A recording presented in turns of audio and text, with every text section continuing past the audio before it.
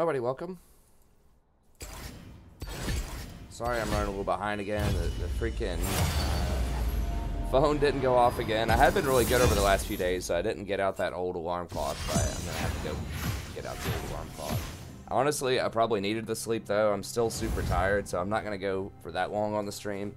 I had a full day of conferences today where I'm meeting with students and talking with them about their essays in the library, and I had to get up, you know, early to start that process, and yeah, I ended up, you know, of course, staying up late last night and all that kind of stuff. So I'm probably, and I have, tomorrow's going to be another full day of conferences, and so, you know, I'll probably just go for maybe like 2 hours tonight, maybe a little bit more, but we'll get like 3 or 4 games in.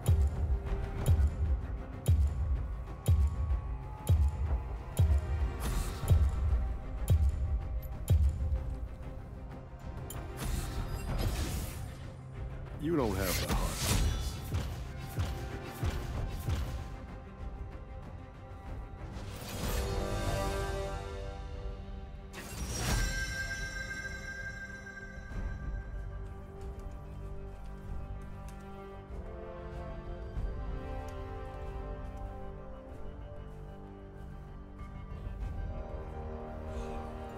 Ramus.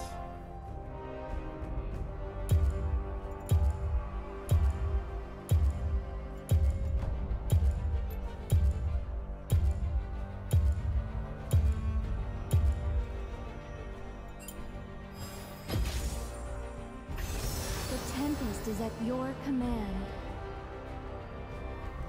I really wanted to go Sona, but Sona has no way to deal with Ramus.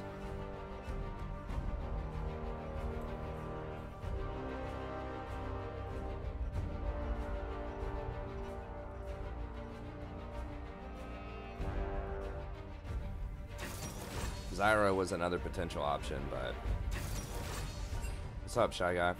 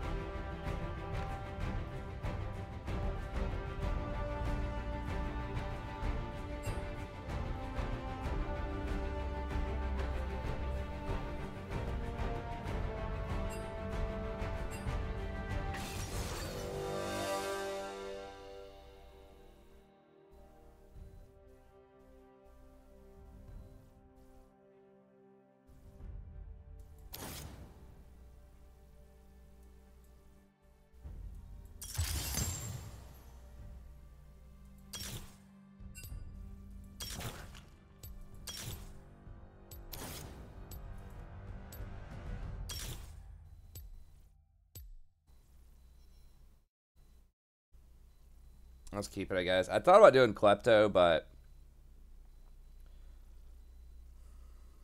I was a little late switching that over. Ares fine. Ares probably the better call. I thought about getting a little greedy with Klepto there, but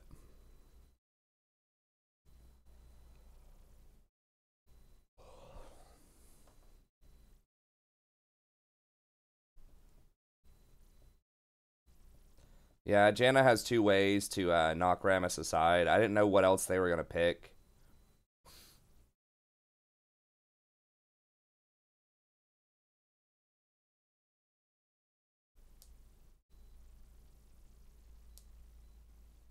We can stick with it, though. They're pretty low on damage on their team. What's up, Threshold?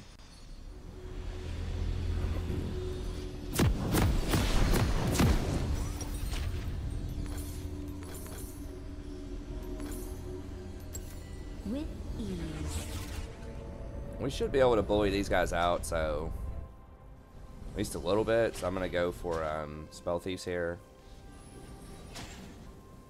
Welcome to Summoner's Rift. In harmony.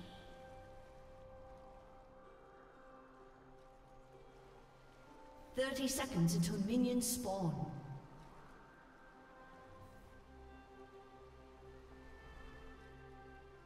Swiftly.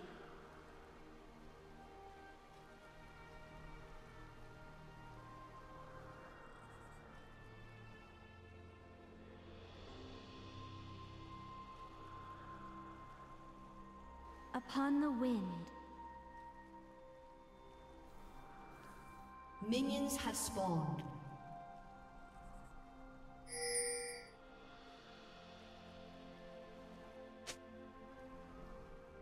Breathlessly.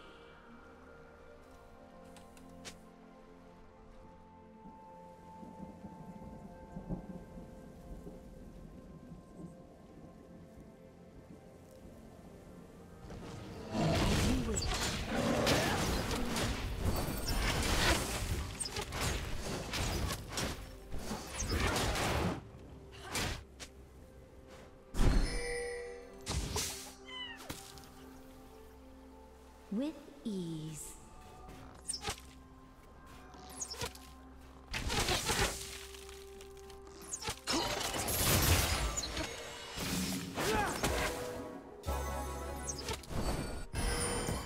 Swiftly.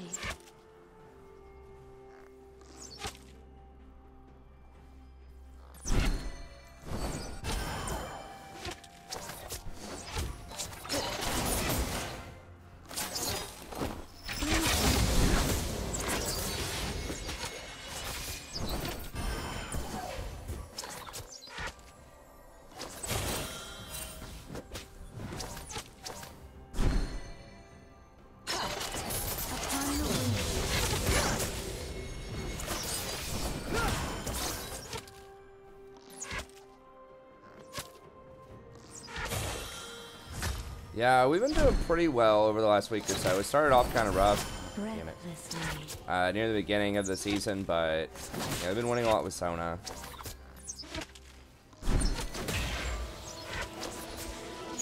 It was a lot easier this season than last.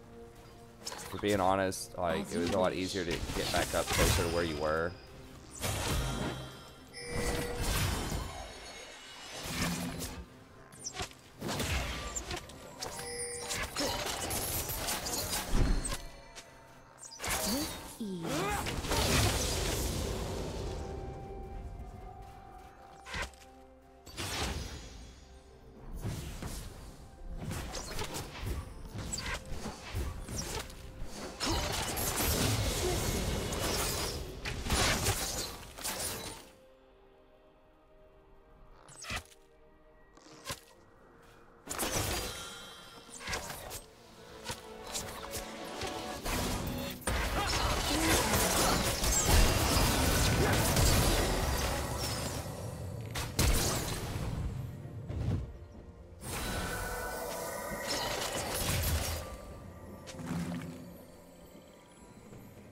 Upon the wind.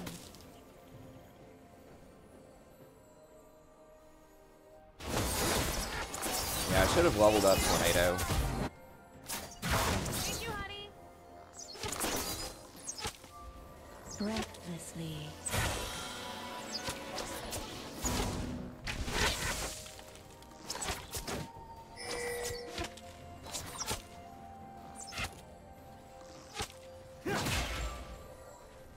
As you wish. Got really greedy with wanting more power in my W.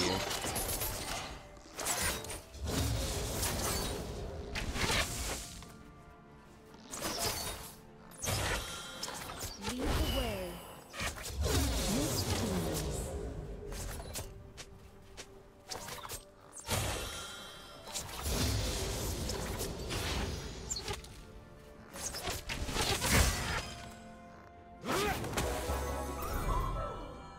Swiftly.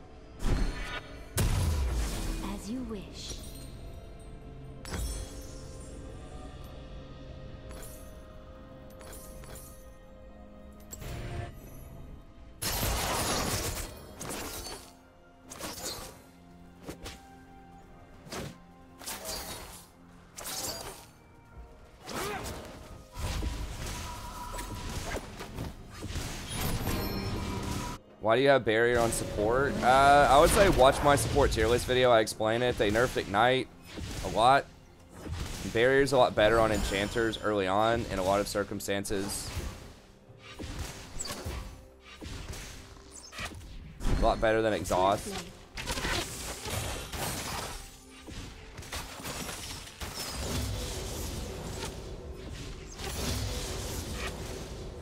Sort of, but the thing is, like,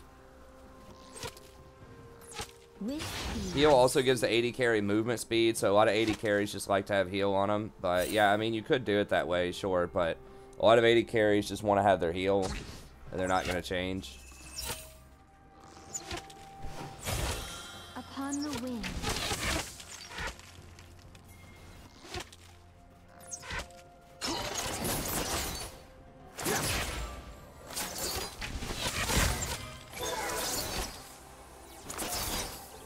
I guess at least Rammus got it instead of somebody else.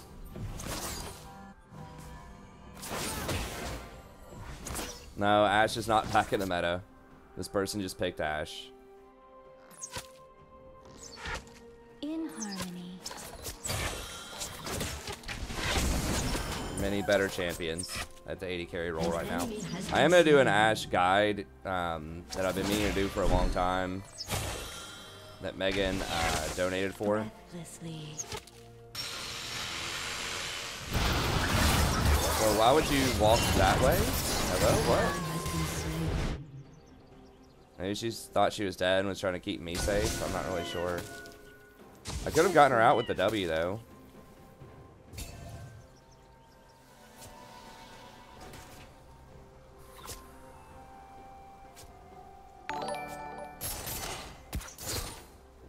Hey, thanks MSQ, I appreciate it. With ease.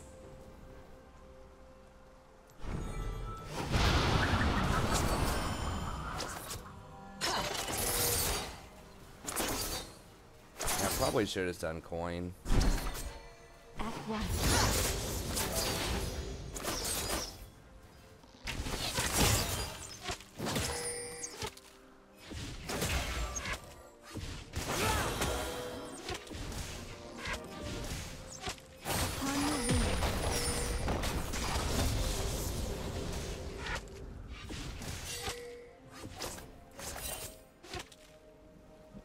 They're not going to be able to counter with Herald or anything. As you wish.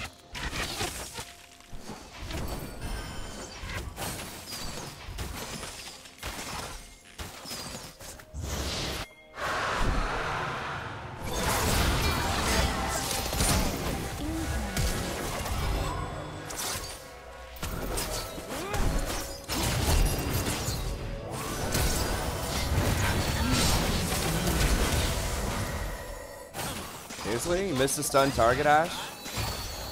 With that ultimate?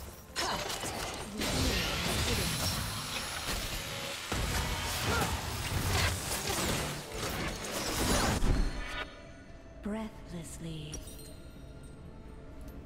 Pretty sure they didn't even flash it, right?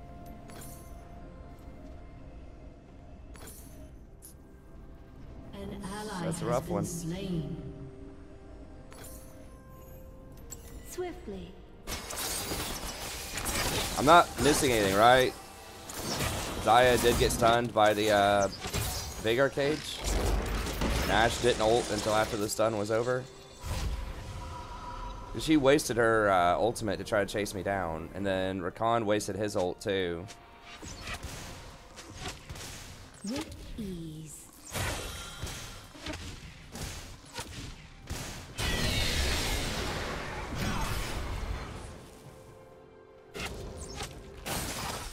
She had the mana, right? Like, she had more mana than 100 after she cast it. As you wish.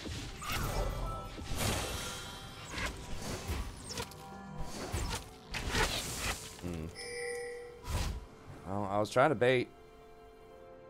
I think it could have at least been me for Zaya. Upon But the wind. I don't know. I think Rakan had already used all of his cooldowns also, including his flash. I think if she just hits the Zaya with that arrow, then they could have killed them all. Or at least killed two of them. No, she waited though. She waited until after the stun was already over.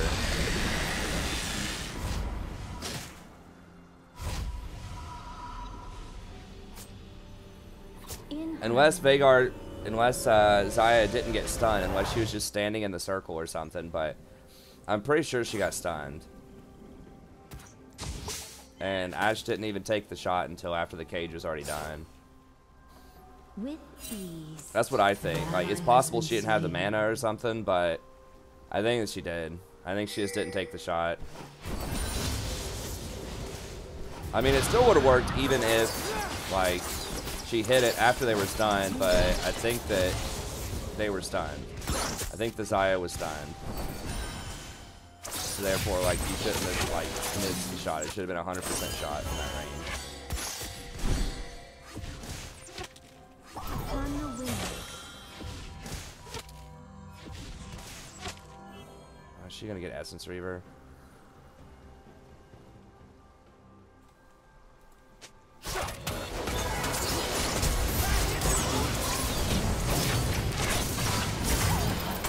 I didn't get off my barrier. I was trying to hit the Recon faster.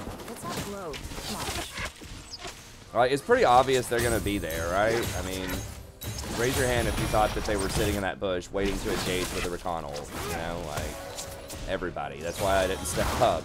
She knew it too. Like, you just have to wait until they show on the minion wave there. Swiftly.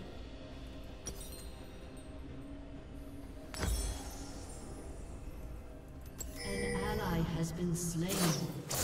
Enemy killing spree.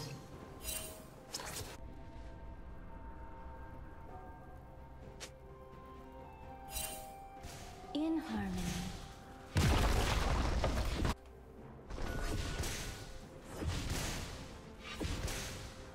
Turret plating will fall soon. An enemy has been slain. Your turret. Seriously. Shut down. Still can't ping drag. Enemy killing spree.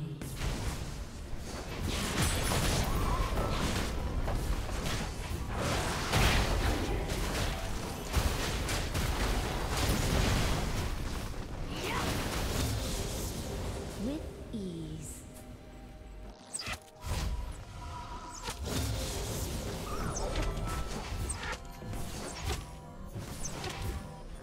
Yeah, Ashe is just too immobile. I don't know. She's just too vulnerable to hard engage. Swiftly. I mean, I'm not having a great game either here. I'm getting hit by all kinds of things I shouldn't, but it's like you're too immobile, but you also don't have damage. You know, compared to a lot of other 80 carries, and that's the problem. It's like you're paying a super high premium for having that arrow engaged. No, why would you run that way? Like, run this way, dude.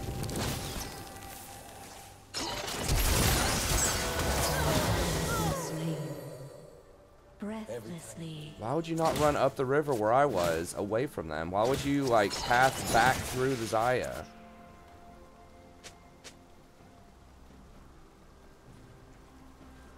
Like, I don't know. Something weird's going on in this As you game. wish. This person's got to be auto-build or something. No, I can't play Recon again, because everyone's not going to be as, like, foolish. Everyone's not just going to let you kill him, as I've been in this lane, and as this Xayah has been. Recon's still not good.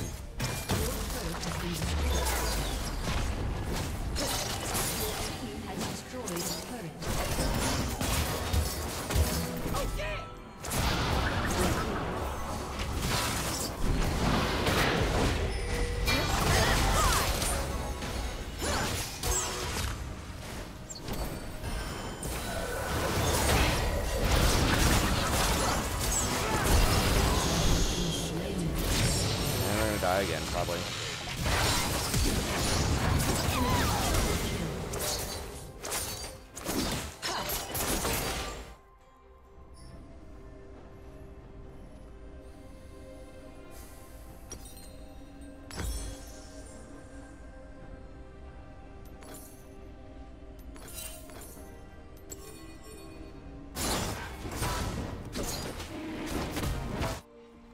Like, why did Shyvana wait? Like, when Rakan was right here, she was just standing in the tri-bush. Like, what was she waiting on? Why not just go on the Rakan right there? I don't know. And she got blown up faster than I thought she should. And I died with Barrier a couple of fights ago. It's not been a good game for me. And it's like everyone else is getting smashed, too. Matchups we should definitely win. Like, Veigar's died 5 times. I've died 4 times. Zillion's not that deadly. As you wish. In the mid lane. We did get top tower, I guess. That's good. They've got both of the dragons, though, against the Shyvana.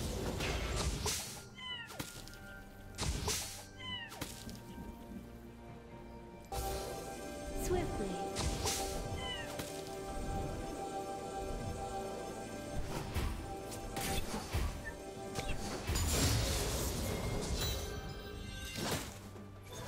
Depending on the rank system, I think it's good. There's another arrow. Like, you just can't miss arrows if you're Ashe.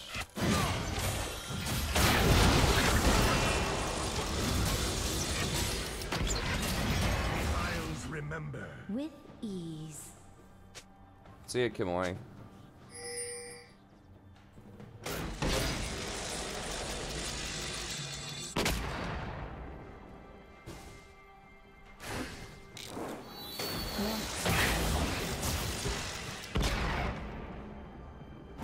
Oh, was he was stunned again? And Ashe missed another stun target?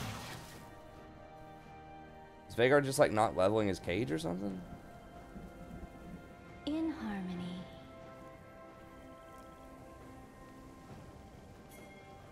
Yeah, there was an AP Shyvana last week or something that like was really good, but it was because she was like super fed. As you wish. Yeah, usually it's not amazing, but I'm kind of glad she's doing it though, because we're gonna need some kind of like hard carry to deal with this situation, but I just don't see it happening. I don't even have wards yet.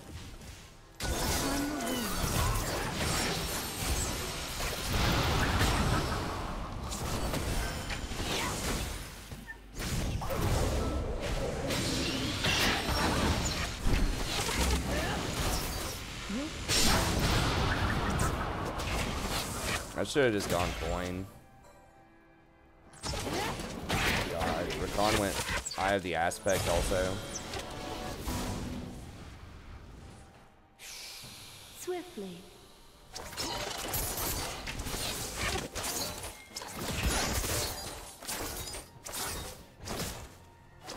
Your turret has been destroyed. Shut down. In harmony.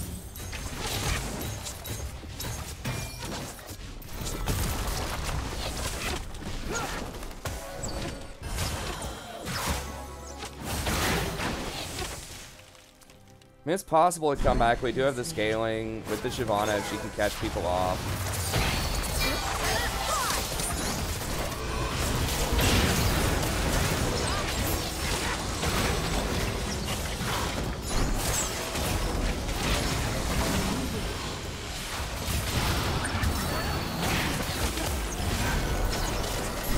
Hit him! Holy shit! Auto attack! Okay. We got somebody at least, I guess.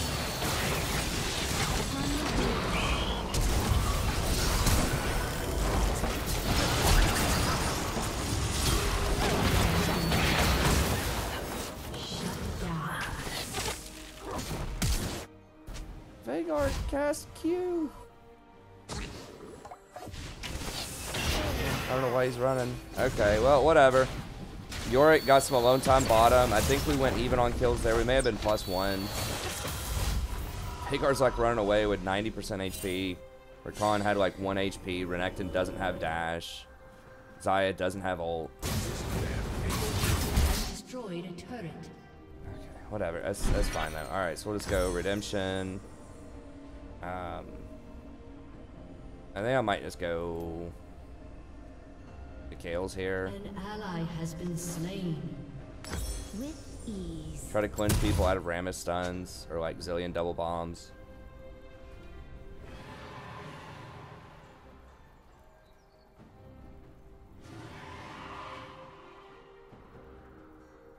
Swiftly. You gotta save my ulti for. Are you talking about somebody else save their ulti? Because I thought I used my ulti at like a really good time. That fight.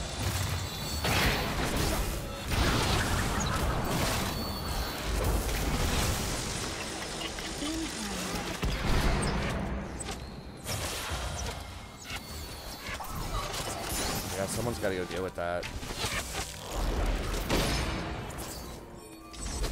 Your turret has been destroyed. Breathlessly.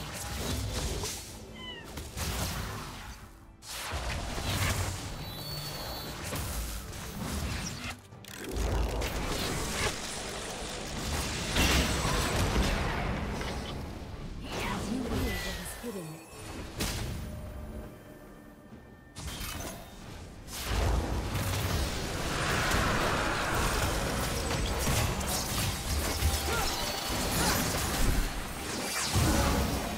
Ally has been slain.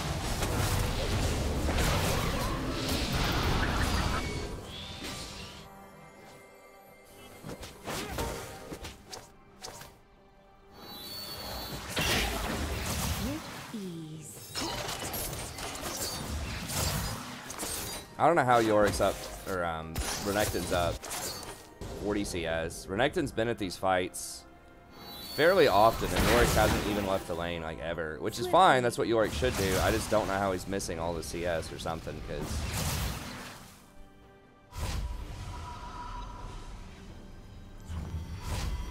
like, nobody's there, you know?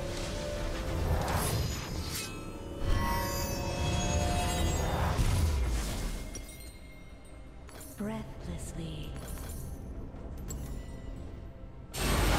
Maybe he was, like, obscenely far behind from the laning phase or something, right? Maybe he was down 80 in the laning phase or something, and he's actually catching up. I don't know. I don't remember what it was. In harmony.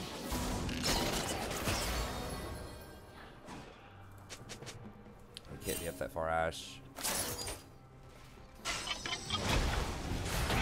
Well, Rammus is down here, but we really need to Yorick somewhere.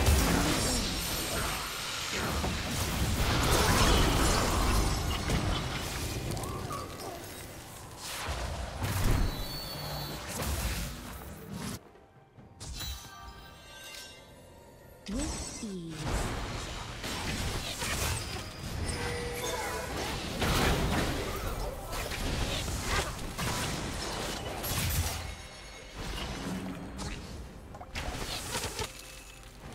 As you wish.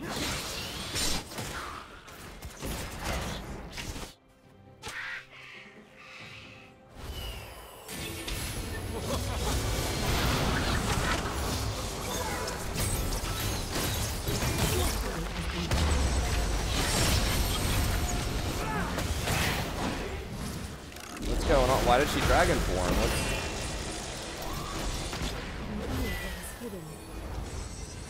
I'm so confused. What's happening?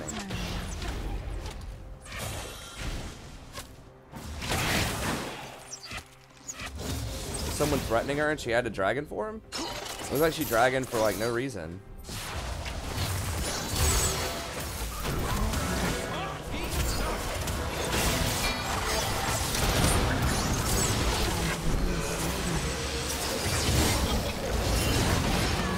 Unstoppable. They might Baron off of that. On the wing. I probably will. I can't get behind Renek. Well, maybe I can sneak in there. No, I can't.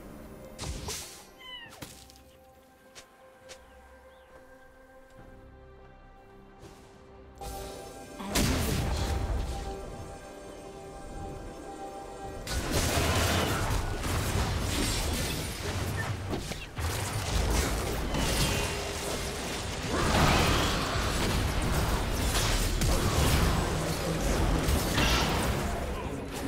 Dominate.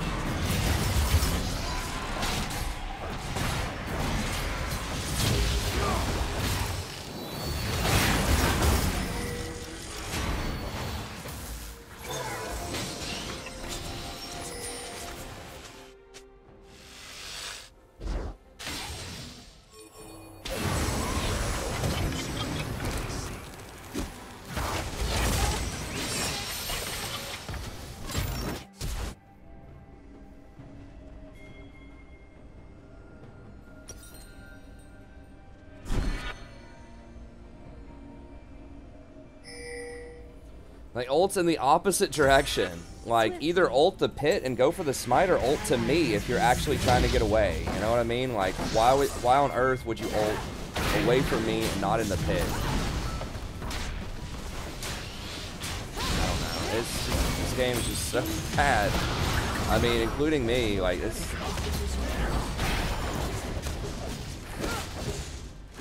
I just can't even understand, like, what's happening here. It does not feel like a platinum game. High platinum game, like, almost diamond, you know, like, kind of close to the border.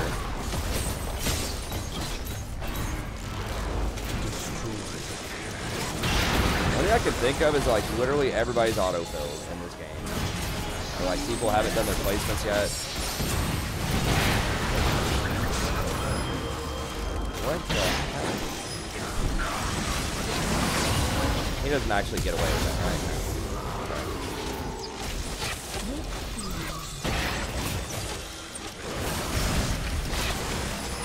It's possible to win. I mean, AP Shyvana does scale really hard with items. She can still one-shot people if she gets on them. Veigar scales, like... As you wish.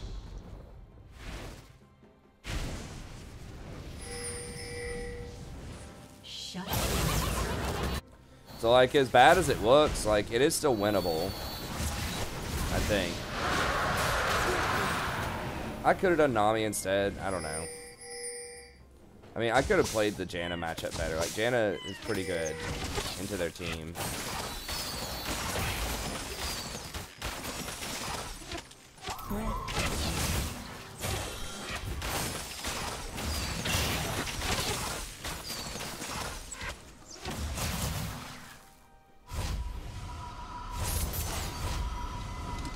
Use Easy Rot. I mean, maybe if he's just gonna AFK split, like maybe it's Easy Rot.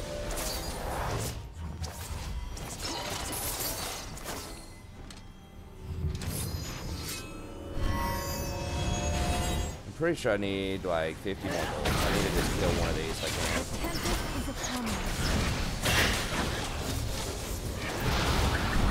can. Or not.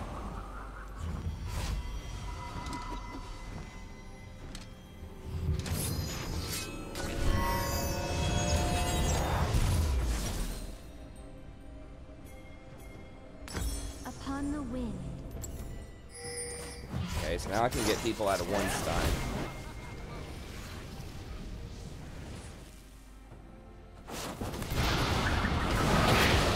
What? Why would you waste that? That's so much damage.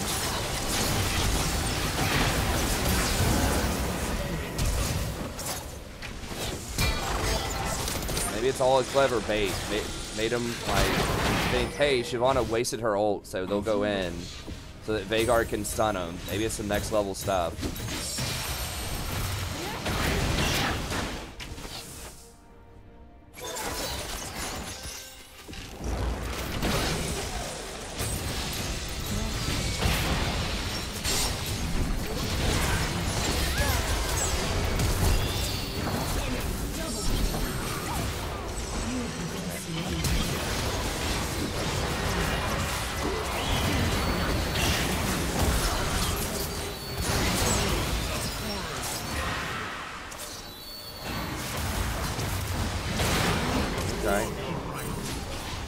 I could have cleansed the Shyvana there when Shyvana got stunned.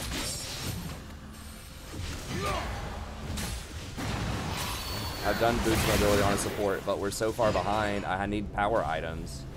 I'm already fast as Janna. Like, the problem's not that I don't have speed. We've been pushed in the whole time. But yeah, of course I've tried boots of mobility.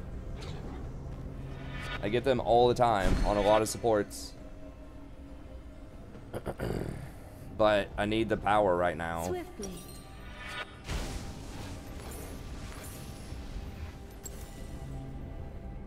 We're not really like, you know, rotating across the map to objectives. We're just like grouped up, dying to double stuff, like dying to stupid stuff. Basically. And I'm very poor because we only have 13 kills. And like I've only been close for one tower.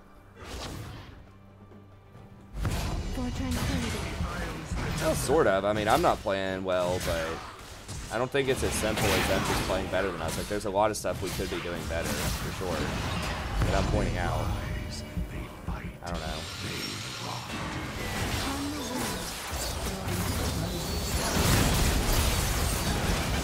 But I still think we can win, though. You know, as bad as it looks, like, it is possible if we get it together and just have, like, a couple of good fights, like, with the Veigar and the Shyvana. If the Shyvana actually uses her ult to go on the back line and one-shot somebody.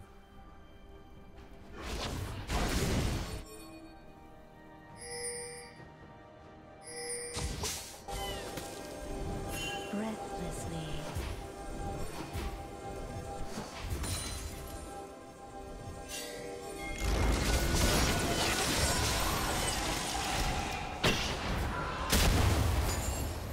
Pretty fast.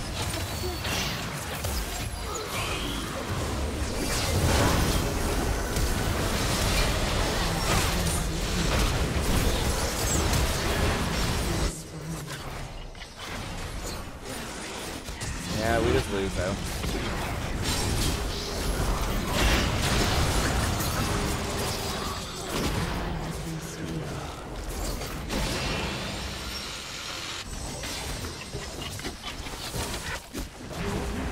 Has been destroyed.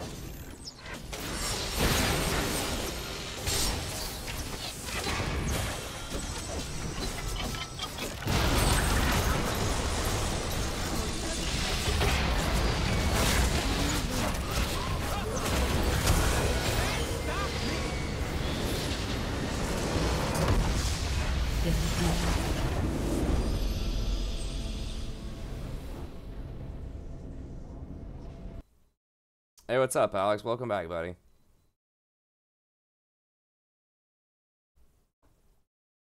Well, that was a tough one. It's a tough one.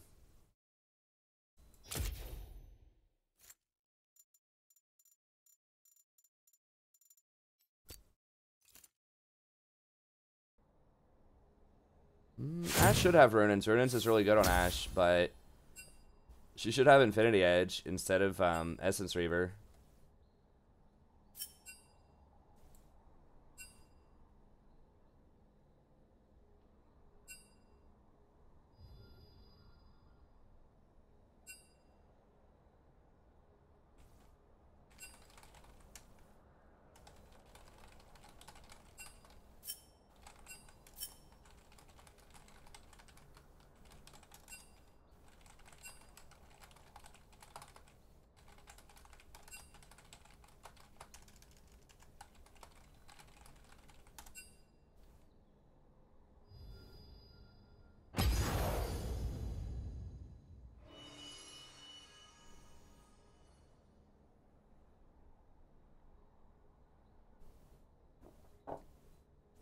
Alright, so we'll wait a second here and hopefully don't get back in that game. I didn't have a good game myself there. I probably should have done something like Nami. That doesn't even make sense, though. You mean individual players? Because if you're saying, like, it doesn't, like, players are irrelevant, the better team wins. Each team is made of players. If you're saying that individual players don't matter, then we've talked about this before in terms of luck. It just doesn't make sense over a long period of time. Otherwise, it would just be random distribution if individual players don't matter. And you would get people like Double Lift that would be randomly distributed into like silver or bronze. But it's the same people near the top of the ladder, or at least in Challenger, season after season after season. And there's just no way that you can have the same squad up there for the most part all the time if there's not some skill involved in it. If it's not just luck. Because if it's luck, it would be random. You would have no predictive value. It's like we dropped Double Lift into a game versus we dropped an an Iron 4 person who just got the game into a game. It's going to be a coin flip. It's like, no, it's not. If it doesn't work in the most extreme cases, then it doesn't. The logic doesn't apply.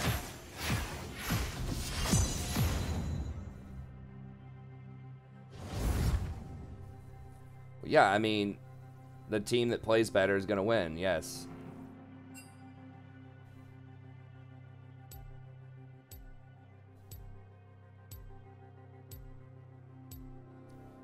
No, finishing my boots is 600 gold. Like, it's not free. And I wasn't dying because I was getting, like, caught out, or I was out of position, or I was too late to rotations, or anything like that. Like, you got to think critically about it. I know that it seems like the boots are really important, but, like, if I didn't have that 600 gold, then I wasn't going to be able to finish Mikhail's. And in theory, I really needed some other item. I mean, maybe it didn't need to be Mikhail's, maybe it should have been Ardent Sensor, but I needed something. Right? Those boots aren't going to help me in those fights. You don't have that. Like, mobility boots are for rotations, so you can actually get places on time so that you can, you know, get more wards cleared when you sweep, so you can get deeper vision. But none of that was our problem. Our problem was, part of it was, like, we just weren't doing enough damage in fights. Like, we weren't converting. Like, people were walking away with virtually no health. So I was trying to get stuff that, you know, would help us out in the fights.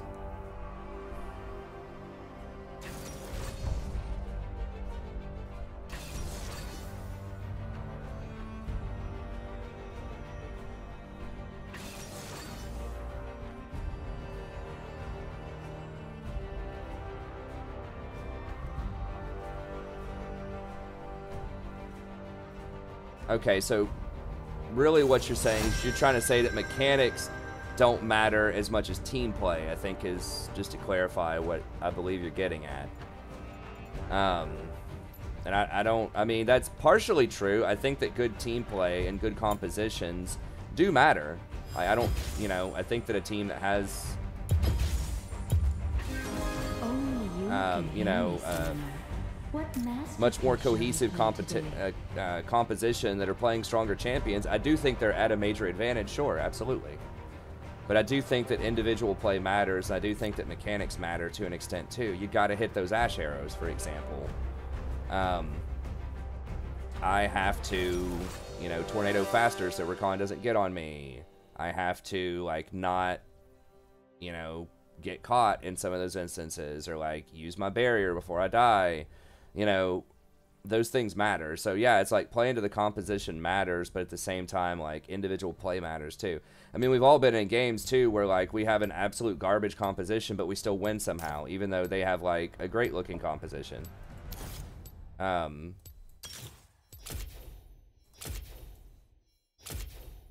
Yes, I would like to save changes because I pressed yes. I don't know if it's going to let me change because Sona's really overpowered right now. What are we at? We're probably at 0 after that. I didn't update it, but...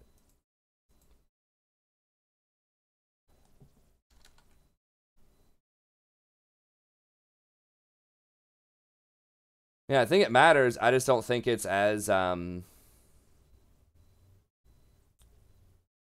deterministic. Like, I don't think that a better comp always wins. They're going to have an advantage. But yeah, I mean, individuals matter. So yeah, once again, you know, no, this is a separate but related conversation, Mohammed. I don't remember what dude was arguing yesterday. This is a different person. This is Duck.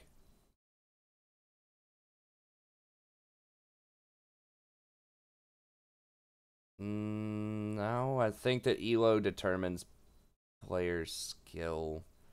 Or, okay, so you're trying to say that most people are similarly skilled, so it comes down to the composition that they're playing. But everyone's not, like the ELO system tries to match people.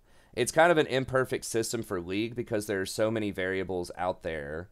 And so that's why games can feel uneven. Like in chess, it's always the same board. It's always the same pieces, right? So the ELO system, I believe, was designed for chess to match players based on their skill. But there are no mechanics in chess, right? You can't, like...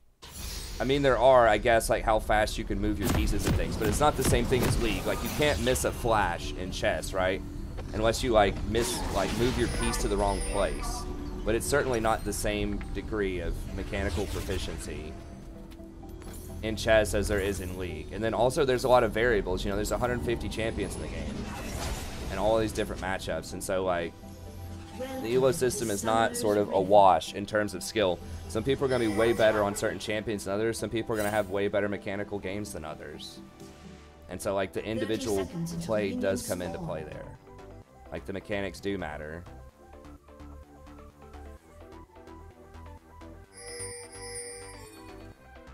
Yeah, once again, similar to that discussion from yesterday that Muhammad said, I think you're right to an extent, but the degree to which that determines, like, how we should think about the rank system is, you're putting it at a higher premium than I would. So yeah, I mean, team comp matters. Team play matters. It's funny to kind of come full circle here because, you know, from what I think of in discussions of the past, we've talked about why champions didn't matter, I believe, or I think you may have been an advocate of, like, weird picks being, like, having a lot of value, potentially, whereas, like, this is, it seems like what you're saying is it's more deterministic, like, whoever has the better comp and plays around their comp rather than individual play is going to win the game. It's like, comp matters, yes. Certain champions are going to be stronger than others, so that's true. Playing around your strengths is good. That's going to increase your win chances a lot. It might even, you know, one could argue that, you know, those types of macro considerations, wow, they didn't even have to flash for that, are even more powerful than mechanics in many cases, but I still think that mechanics matter and your individual play matters. So, like, even if you're in a bad matchup, you can still win the matchup. And there are people all the time that have virtually no knowledge of macro that still win games.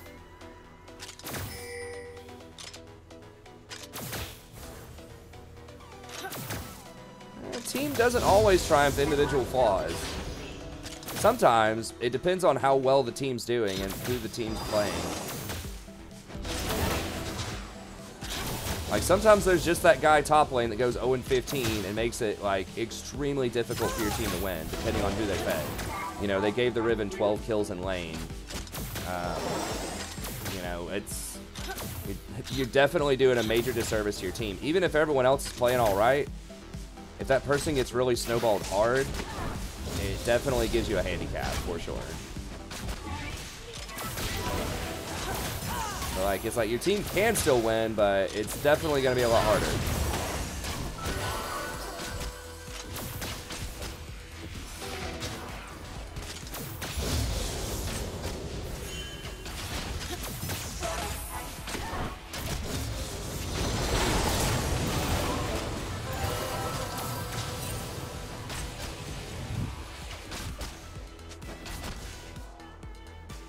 Well, it's not into Veigar. Like, Veigar's in the middle lane.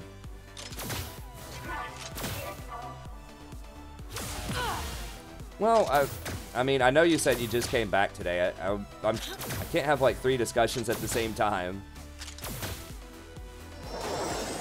But I do talk about Sona. If you look at my patch notes video, if you want to know like a much more in-depth treatment of it. I mean, the basic gist of it is they've taken a lot of damage out of the game in the last few patches. You know, they nerfed Ignite. They have nerfed some about early jungle. I know a lot of people say that mostly those changes affect later jungle, and that's true, but it does also affect early jungle to an extent. They've nerfed some of the OP runes.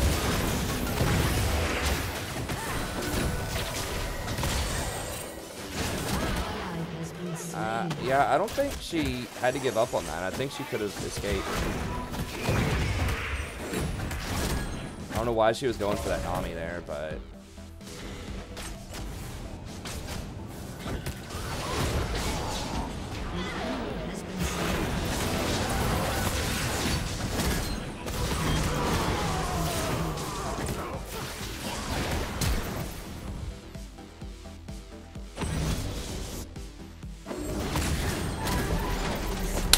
How did he... Oh, it was Dark Harvest. I could have barriered. I thought that my W was going to be enough, and then I could lead him under the tower for like one, like get him to go for one more auto and then barrier. They also buffed all of the Forbidden Idol items. I underestimated the Dark Harvest instant boom there. I should have immediately barriered and then W'd.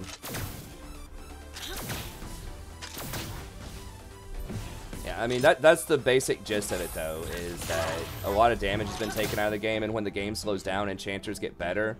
And Sona's the best enchanter right now. She's someone who actually got stronger because Nami and Janna got nerfed last fall. And so enchanters, in general, have been getting better in the preseason, and I talked about that with some of the changes, like the Forbidden Idol changes and some other things.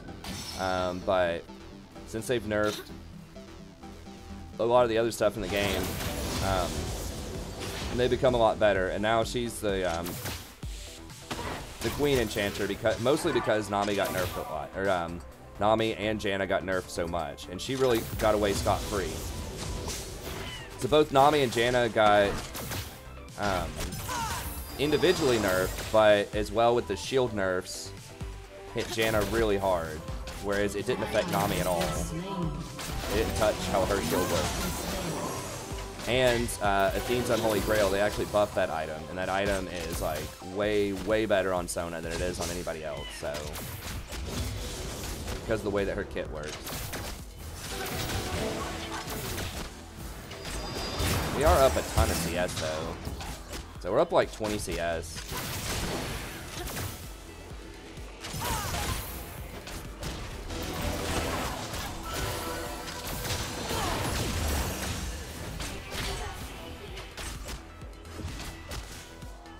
But yeah, I talked about this talk about the enchanter changes for probably like 20 minutes in the tier list, and then I talked specifically about Sona for an additional like 10 or 15 minutes. Tier 1. But that's kind of the gist of it. Damage down, makes enchanters better. Also, AD carries are getting a little bit better overall.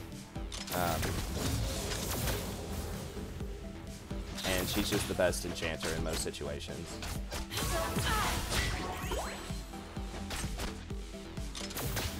I don't think Sona got nerfed. Sona hasn't received a direct nerf since like the beginning of season 8. It may have even been like the season 7, the season like 8 preseason / like the season 7 postseason. I think it was right when runes initially came out and Aerie was really overpowered. Sona got like 3 or 4 nerfs. I'm pretty sure that was like January of 2018. I think it's been like almost a year since Sona got nerfed. You know, it depends on what you mean by recently. In the history of League, recently, yes, but like, like what most people would probably think of, you know, not in the last calendar year.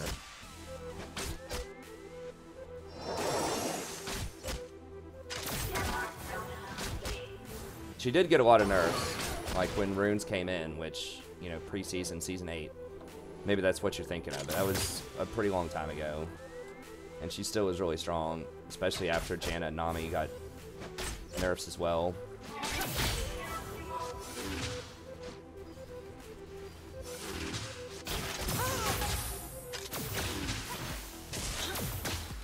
Unless you're talking about, like, indirect nerfs like, you know, Dark Harvest being super good in the preseason, season 8, but I don't think that's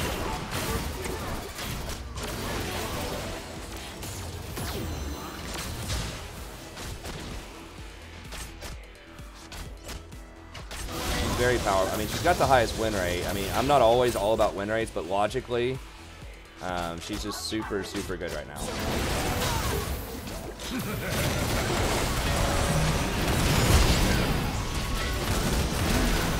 I got the hit. Do not worry. Death builds character. I should have known that like Lee was going to be in that area. I mean, she still has weaknesses. She's not like unstoppable, right? Like if you get camped, kind of like what's happening with us. I mean, Hecarim's been down there a lot, to be fair, as well. So it's not like we haven't had any help or haven't had any attempted help. Enemy killing spree. But like, she is still susceptible to getting camped and ganked, and Lee is an early game jungler. People are still picking early junglers, but like if I manage these ganks a little bit better, then I think it's just my misplays rather than Sona's ability. No, you're in his odds. Her W got nerfed last fall significantly on the heal. Like, she lost like 30 or 40 healing on her off her W last fall. Her bubble did get nerfed as well. You're right about that. That was earlier. Actually, I think her bubble actually got buffed. Nami did get some buffs. I think they buffed something about her. Was it the damage on her W? No, it was the cooldown on the W. I think they lowered the cooldown on W at some point, like maybe around like 8:14 or something. But they did nerf her W around like 8:15 or 8:16.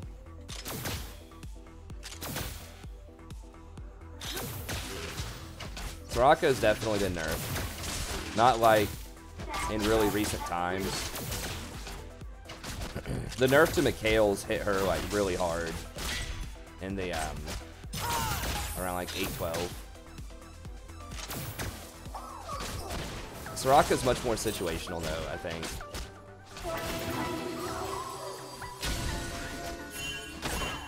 There was a point where Soraka was really oppressive. I think that might have been in Season 7 or something where she ended up getting nerfed. It might have been at some point in Season 8. I can't remember.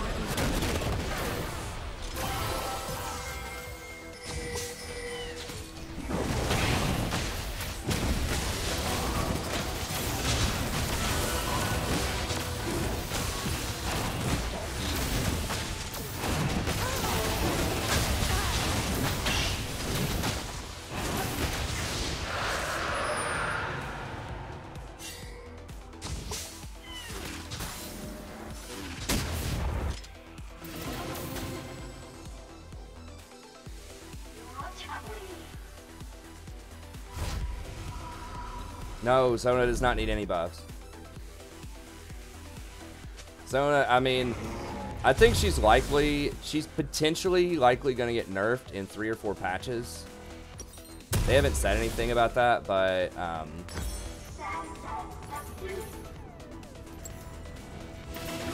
if people like, the thing is, like, Sona doesn't get a lot of representation in really high elos or pro play a lot of the time, and so that means that she can stay in like a relatively overpowered state for a long time.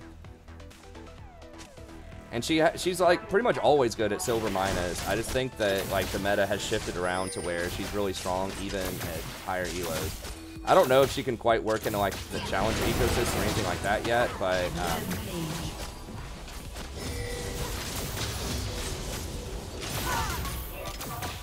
I think it's definitely can be strong in like platinum and low diamond, and potentially, I mean, if we get enough tanks in the meta, if we go back to like tank top lane, tank jungle, then I think it's totally possible that in pro play you could see something like Sona in the bot lane for teamfight comps in like pro play, at least situationally. If we do see enchanters, you know, you might be more likely to see something like a Nami or a Lulu. Because like they're better in like the pro kind of economy. One thing about Sona that makes her much stronger in like solo queue than pro play is she scales really, really well off of items. And that's part of her power, is if you're able to get 2 or 3 items, then she's really strong. But you're not going to get that in pro play because people don't die that much.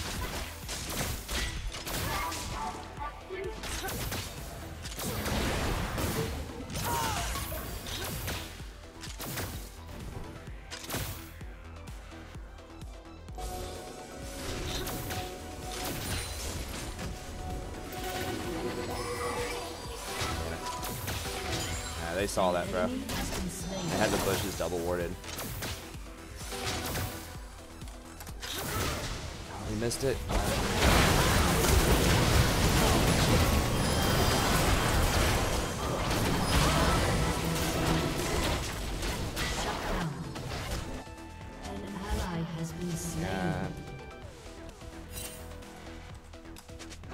This is why you don't try to force ganks when you know they see you, because then if the enemy, like, it allows their jungler to come up and make plays like that.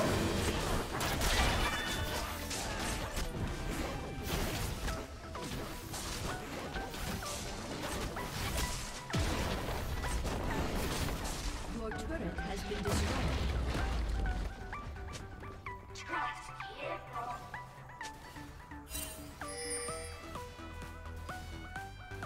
I mean, we should have just given up on that once they saw Xerath in that bush.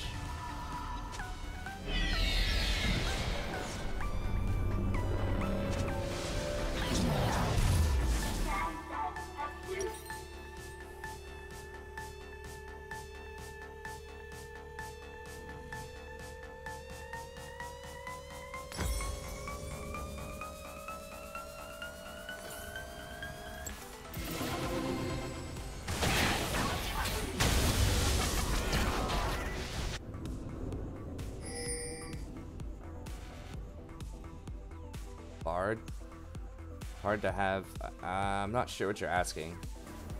Charges on the W?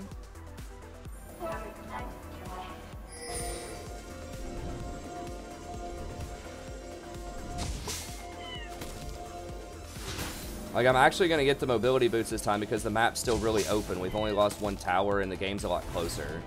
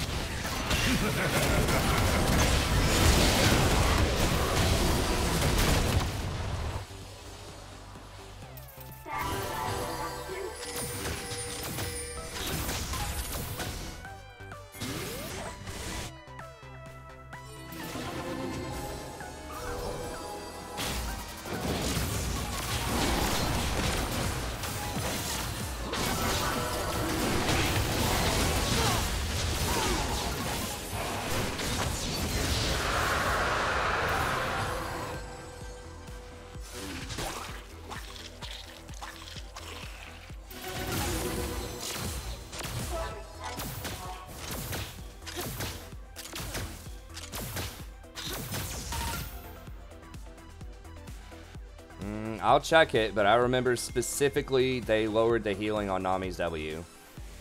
I'm pretty sure it was in Season 8. It might have been in Season 7. But like 100% they nerfed her healing on her W.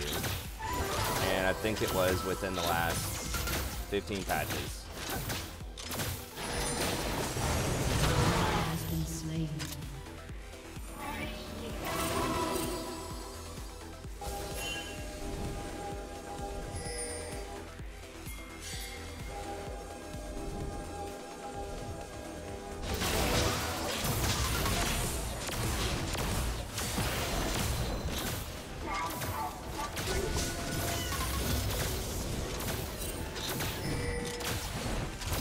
Okay, this Kai'Sa's with the program, though. She's going Infinity Hurricane, which I think is the correct build on Kai'Sa after the changes. Barrier over Ignite. I need to just, like, put a description, like, on the stream somewhere. Or, like, in, like, describe it in the box, the description of the video or something.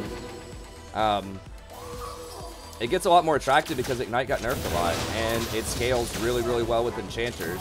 Like, it's been standard practice on Soraka for a long time to go barrier on her, because it scales with plus healing and shielding and revitalize. It's on a lower cooldown. It blocks Ignite against other people who are going to have Ignite. An ally has been slain.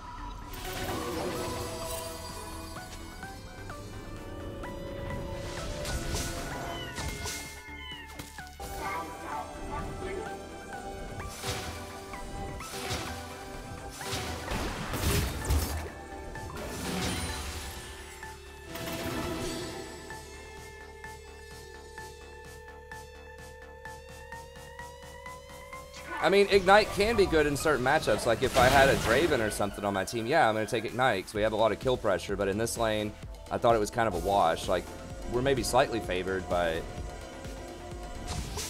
in theory, I could have like not died to that Lee Sin early on if I just pressed the barrier.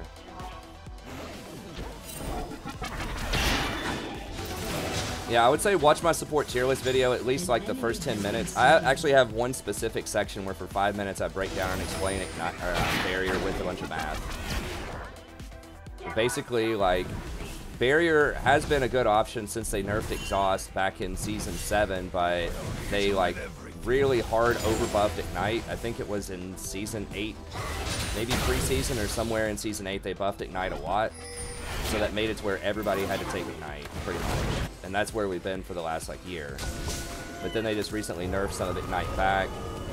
And they've systematically taken away some of the other damage in the game over time, too. Like, they've nerfed Airy multiple times, Scorch, Celerity, Absolute Focus, Electrocute, Dark Harvest. Like, so many of the damage runes they've nerfed. And so there's just less damage overall in the game right now. A lot less than there was at the start of the preseason.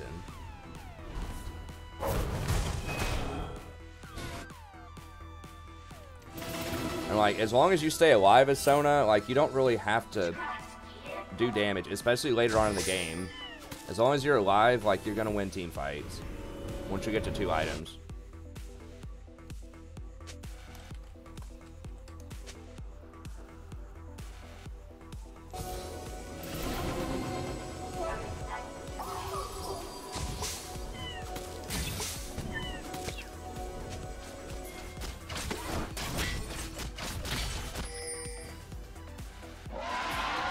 What the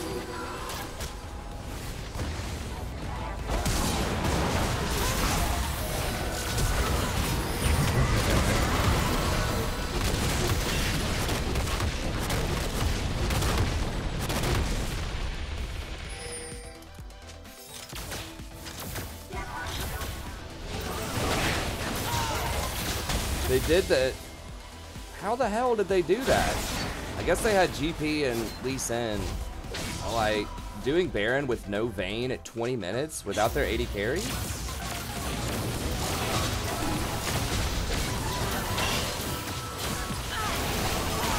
Okay.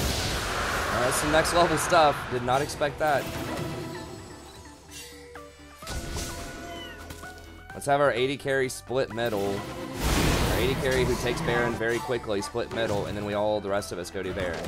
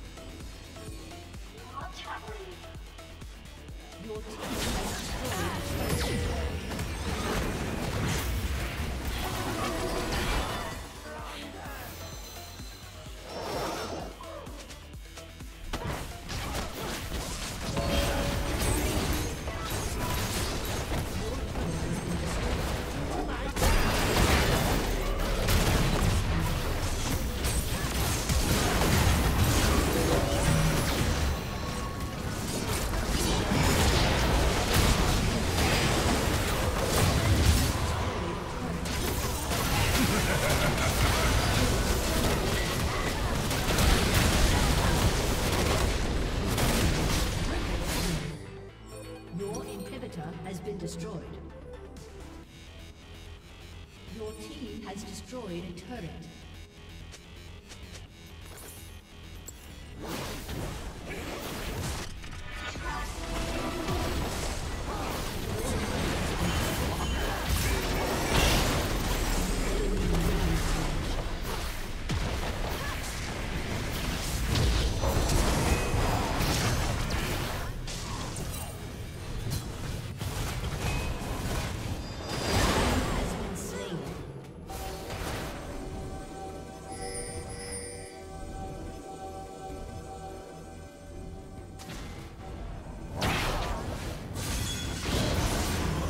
What is that animation on Hecarim? He's just like, I don't know. It looks really goofy.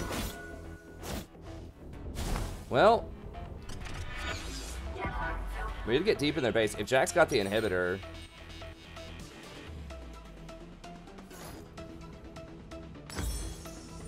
Oh, damn it. What the hell? I think my right click button is like... I don't know. It's messed up, because I only meant to get rid of one control ward. I got rid of both, but whatever. Guess that's fine.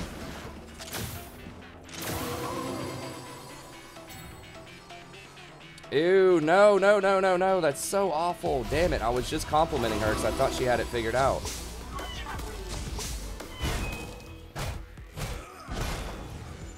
The Ginsu's, like, directly after Infinity Edge is absolutely terrible.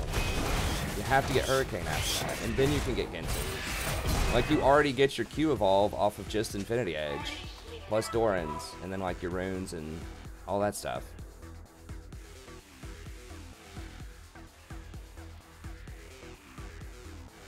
I was really surprised that he killed me before through my barrier without using his ult.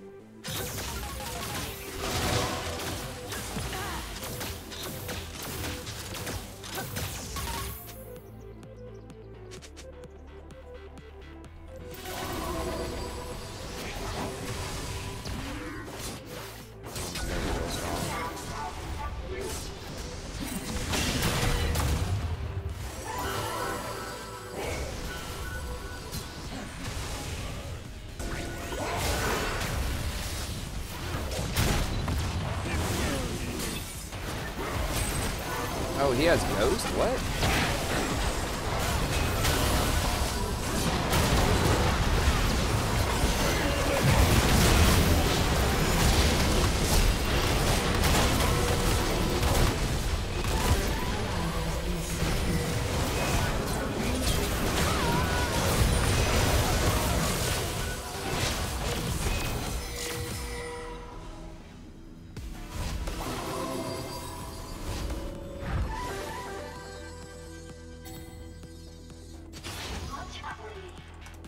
Your turret has been destroyed.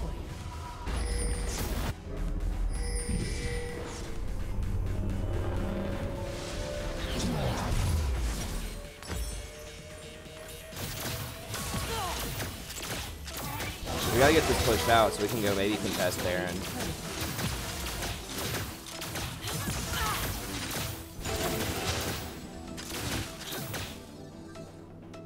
Did he get it? Damn, he didn't get it. He's probably gonna get, well, he didn't get run down actually.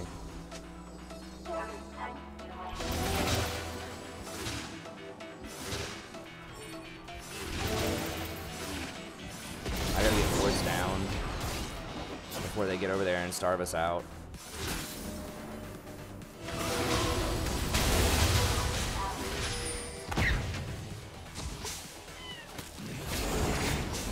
I'm putting a ward right there so that maybe they won't clear it.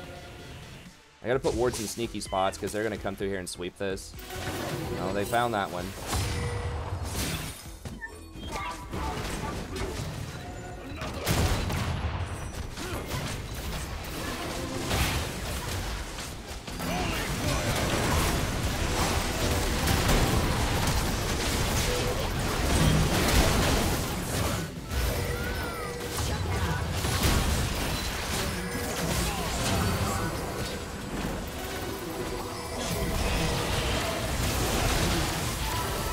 Okay, yeah.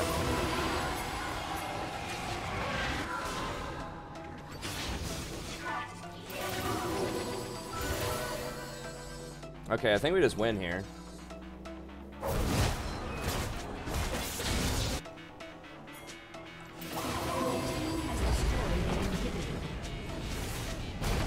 Yeah, we got it. Okay.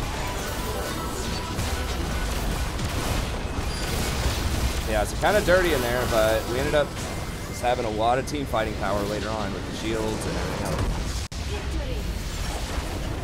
Hey, Josh. I'm not sure, man. I gotta go to sleep soon. It's probably gonna be like 2.5 hours.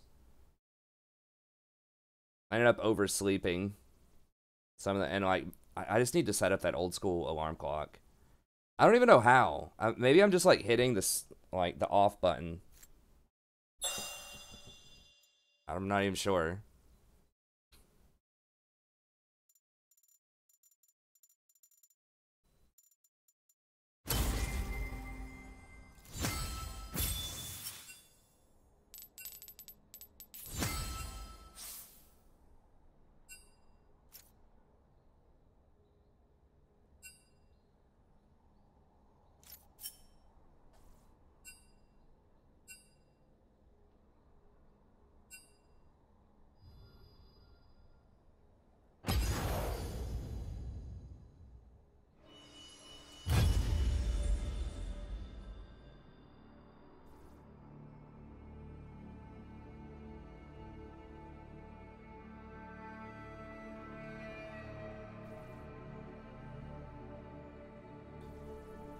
I mean, people are just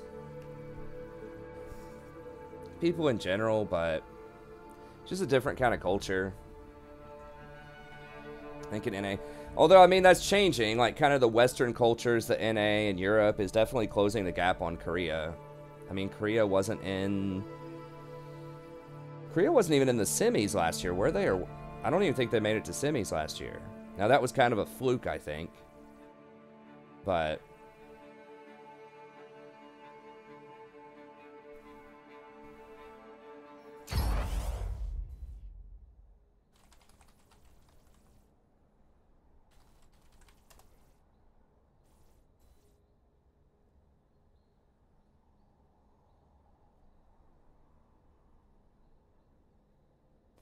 ebb and flow, patch 820, base heal reduced at later levels by 25. What did I say? Didn't I say 20 to 30 on her heal? Maybe I said 30 to 40.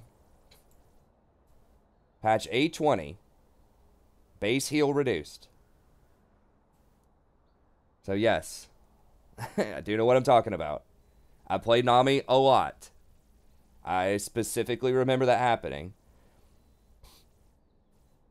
I thought they did that a little bit earlier, maybe around 8:15 or so, but yeah, it's in like, it's fairly recently.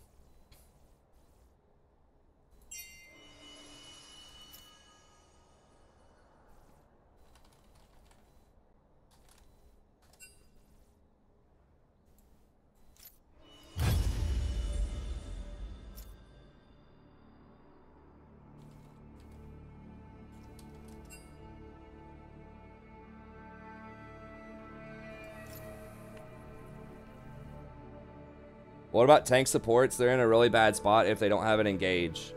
And, you know, unless you're like a challenger player. So, like, champions like, you know, Thresh or Blitzcrank or, Pike. You know, those can still kind of work, but, like, your Tom and your Braum, not as much. There's a higher prize pool in one major tournament than there is in League of Legends, I think. But from what I understand, they don't have like weekly,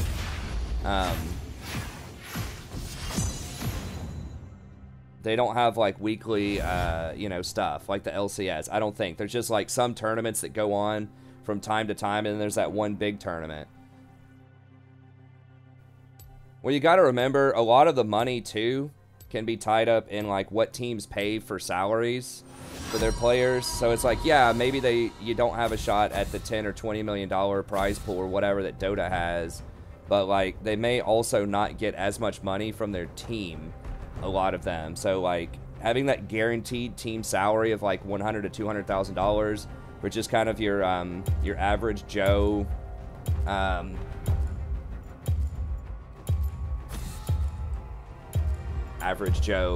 pro player might be much more appealing, you know. And then you have sponsorship opportunities, you have like larger streaming audience, like there could be lots of things for players that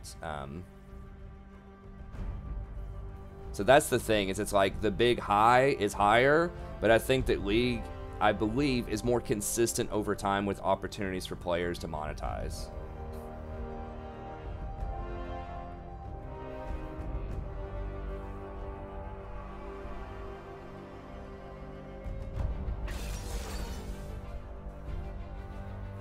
So it's like, if you win the big tournament every year, yeah, you're cashing in. But if you don't, if you're everybody else, then maybe not. Yeah, I mean, that's a good point, Dedicated. Like, solo games like StarCraft, even though StarCraft has been on the decline, or at least it had been for a while, the fact that you don't have to split that money with people 5 ways, you know, I don't know the prize pool for StarCraft, but that certainly leaves a lot of room.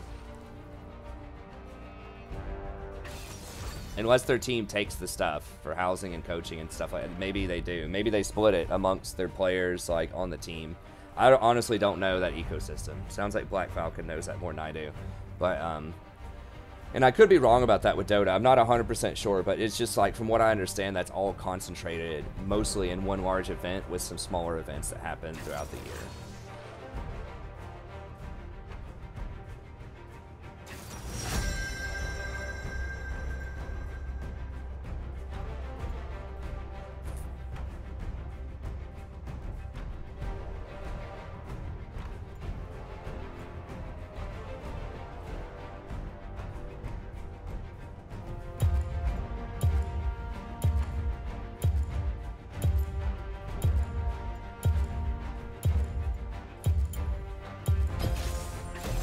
That glimmer of hope you see.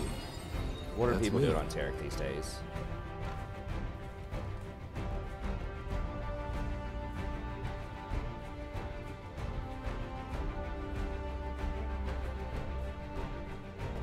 Guardian font, revitalize.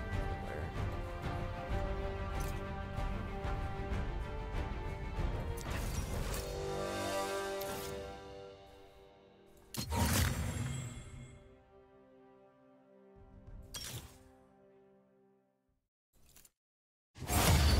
Okay, we'll wait a second.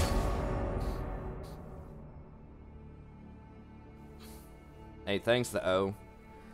So I was thinking about picking Tarek there because they had an 80 assassin. They also had a Thresh.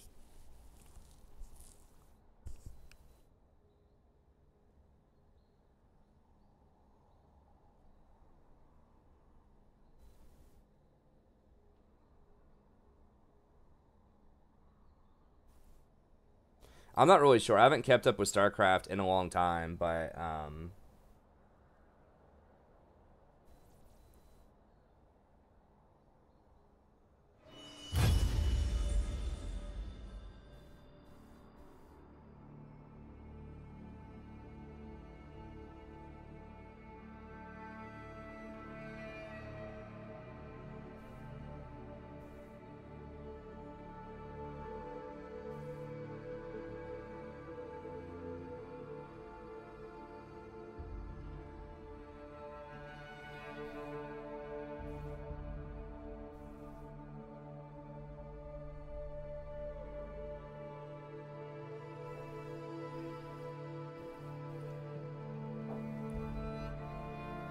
the ranking system.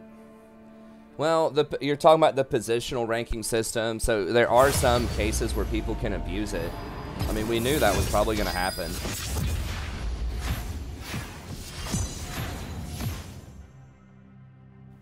Well, like, honestly, isn't he supposed to be, like, Masters or Challenger? It's the same thing as it was previously. Unless he's talking about people getting into Masters who shouldn't be there.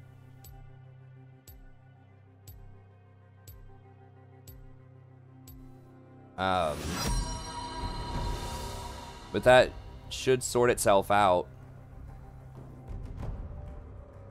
Like, they'll just fall out of Masters if they don't deserve to be there. I mean, one thing is, like, people were kind of abusing, like, people that aren't Masters or Challenger. Where, like, there are just all kinds of abuse cases where you could switch your roles and things like that. But there were abuse cases in the old rank system, too. And I think that the new system is a lot better for people that are honest. You don't have the heart. Because then if someone's auto-filled on your team, they're going to be from a higher bracket overall in general. So if I get someone who's an auto-filled 80 carry, in theory, they should be, you know, higher ranked than I am right now. They should be Platinum 1 or D4 or something like that.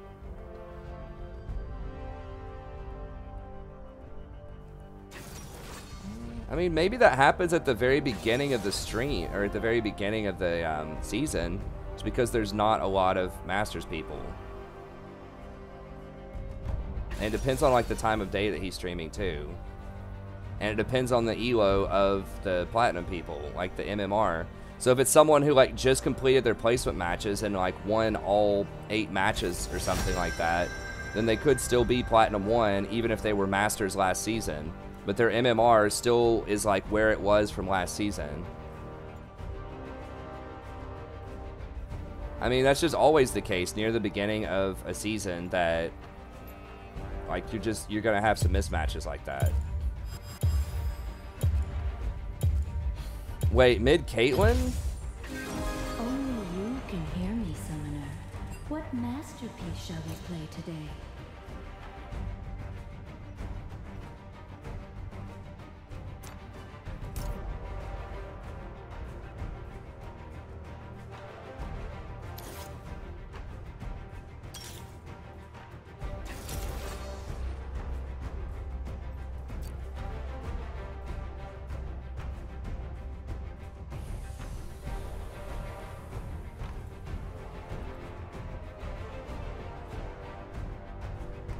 Sounds awful. Like, this guy better be a Caitlyn one-trick.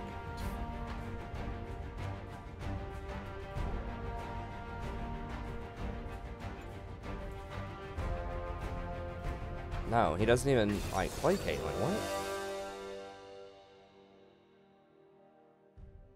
Probably gonna dodge this. He's pretty good on Nasus. This guy's pretty good on Ivern.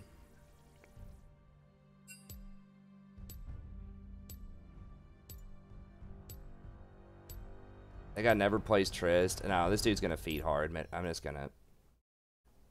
It's so stupid. I'm just gonna dodge that.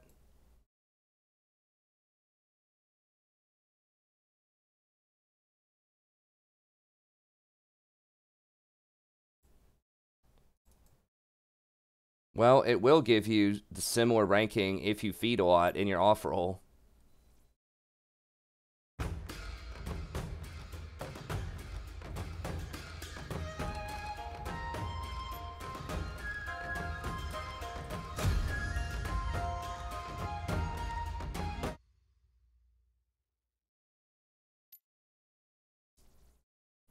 I think that they could solve a lot of this by just having a report feature in Champion Select. I know they don't want to do that, but like I'm not necessarily saying you have to have like a kick feature. Although I'd be okay with that if all 4 people, if it's a non-pre-made game, if it's ranked solo queue, and all 4 people vote you off the island, I think you get knocked off the island. I think maybe you could only vote like... You could only kick somebody like once per day or something like that, maybe to avoid like hyper abuse cases, but I think if 4 people don't want to play with you, reports do things. We see it on stream all the time. People that we get reported, such and such was issued a punishment. I think a lot of people like positional ranking. Just one thing you have to remember is that the people that are most vocal about anything, online especially, are negative people, or people that don't like something. Because people who are just like, that's okay, or just like, yeah, I don't really care, they're not going to say anything. You know, even the people that are like, I really like this system, they're not going to say anything. People always feel much more compelled to share their opinion if it's negative, if they don't like something. So that's why maybe it sounds like a lot of people, you know, really don't like the system, but I think that it's just a very vocal minority. I think that it works well for a lot of people.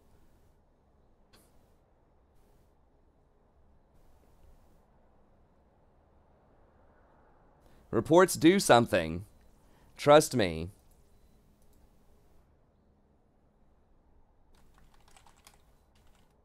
Look at this. Just, you can go to any Reddit thread.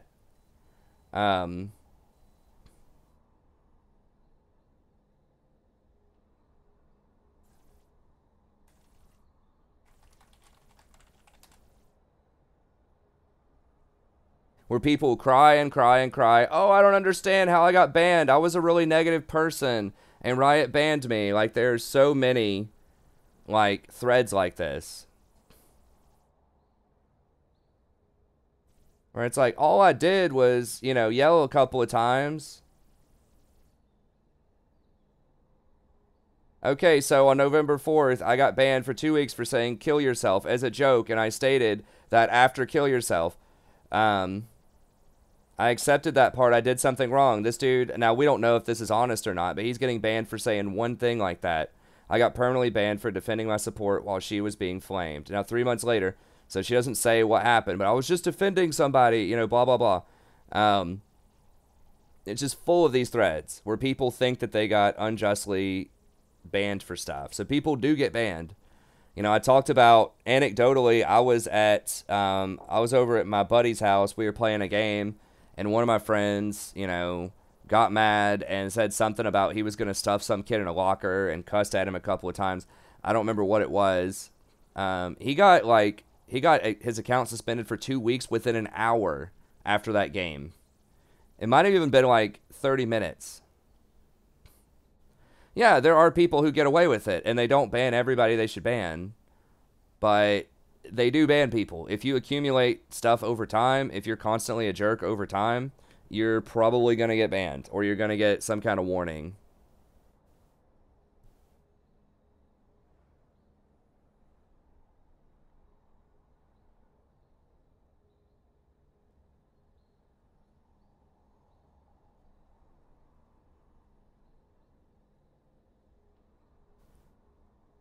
So, like, yeah, some people get away. It depends on what you're doing, too. If you're like, saying racist stuff, you're going to get banned a lot faster than if, like, you know, you just don't really want to play a game and you get troll items. So if you get, like, Gnasher's Tooth on Vayne or something and, you know, you're in the lane, you're trying to hit CS and stuff like that, but you end up losing the game, you know, you're probably not going to get banned for that. So it's like if people have bad games or they do like troll builds, or even if they kind of like mentally give up and they just like AFK split push and refuse to group with the team, it's a lot harder to get banned for that stuff because Riot doesn't want to ban people for having bad games or just being ignorant of the game. So just buying the wrong items or like thinking you can split push when it's a terrible idea, you know, that kind of stuff. They don't want to ban people for that.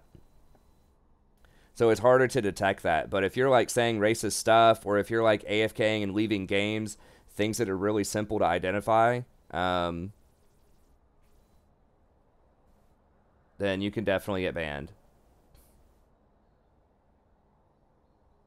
You do get banned. Trust me.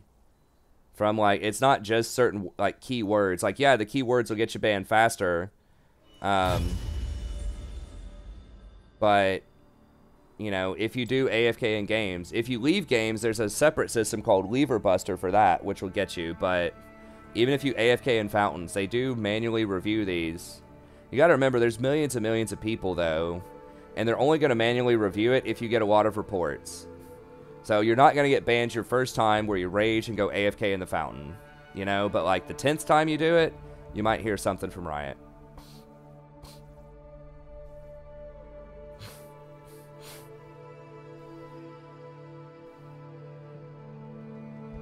I mean, you can, like, yeah, I'm sure they take suggestions, but you got to remember, you're like one person among millions and millions of people that give them different suggestions every day. So you can give them suggestions. They do read the forums, but how much your individual suggestion would matter.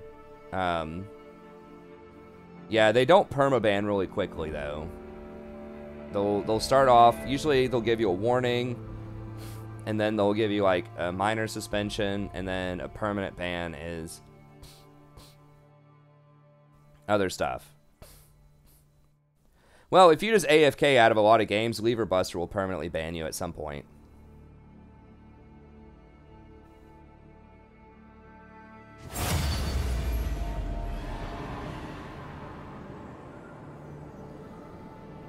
Yeah, I mean, it's not perfect, you know, the ban system, but you got to remember sometimes people just have some bad days, they have some bad games, you know, so they're not going to punish and ban everybody.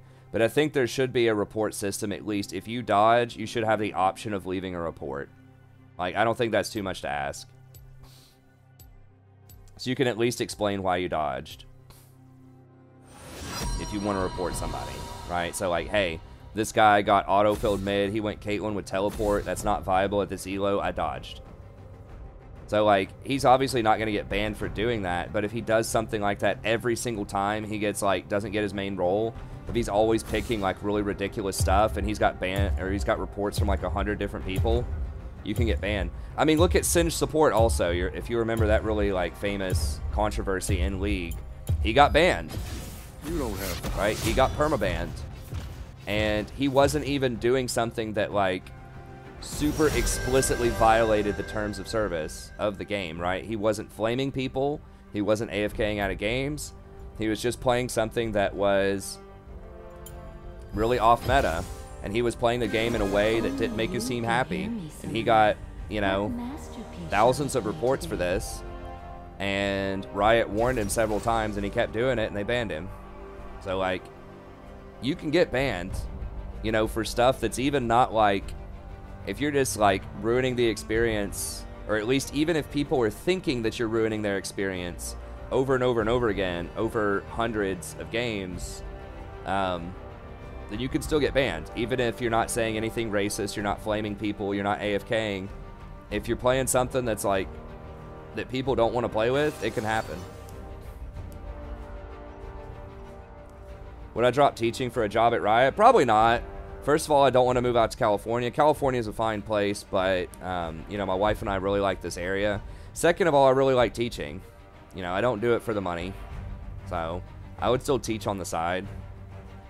I mean, it'd be cool. I wouldn't mind being like a consultant or something for Riot if they wanted that. If they wanted to just, you know, run some changes by me or ask for some ideas and just throw a couple of pennies my way or something, you know, I'd be down for that. But as far as like picking up and moving permanently over to Riot in California, I probably wouldn't do that. They do keep a record of every game. They used to have something, if you guys like weren't around back then, called the Tribunal, where like players, you used to be able to go in and read the reports and issue either a punishment or not.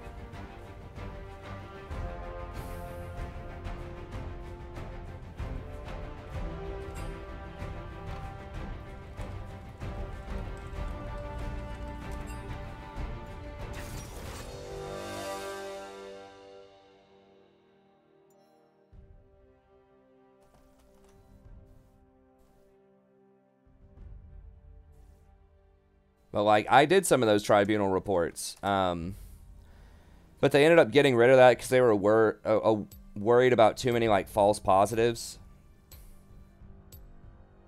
The Thresh got auto-filled? Who's the Thresh?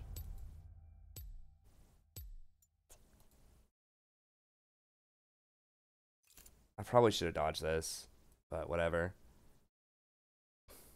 Yeah, I mean, you could actually read it and see. And I think that the tribunal still happens. They just don't give it to players anymore. They have their own in-house, like, balance team that they've trained to, like, about their policies to figure out, like, what they should do in different situations. So, like, instead of having the players decide where it could just kind of... People were worried that it kind of became a popularity contest because you were rewarded for guessing correctly whether or not the person should be punished. So, if you agree... and then everyone else agreed, then the person would get punished. And so a lot of people, and you got like some LP every day for doing that. What they, or not LP, but like Blue Essence. What today they'd call Blue Essence. BE. You got that back then for doing that. So, and you could do up to like 10 or 15 reports a day, something like that. You could review. But then a lot of people would just go straight through and just click punish on everything. Just punish, punish, punish, punish, punish. And most of the time, like, you'd be correct. Like, most people would pick punish. And so, you know, they were worried it was creating a lot of false positives. Even though I would say most of those people that showed up in those reports deserve to get punished. And so, like, what you can see in that is you can see the chat logs in the game. You could see, like, the person's score. You could see the champion that they picked. And there were, like, a couple of other metrics you could see. And so, like, what they would do then is if someone got enough, like, reports from the tribunal, then they sent it by their quality assurance people, and those people would look at it and make a choice.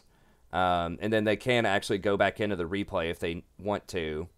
And, you know, see what was actually happening at different points in the game. They're obviously not going to do that for most cases, but if it's like a case where, you know, this person's been reported like 500 times and they're thinking about permabanning the person, then they probably do a video review of them. But if it's just someone where it's like a first-time warning, then they're probably just going to do it just based on looking at, you know, the volume of reports and just skimming through the chat logs.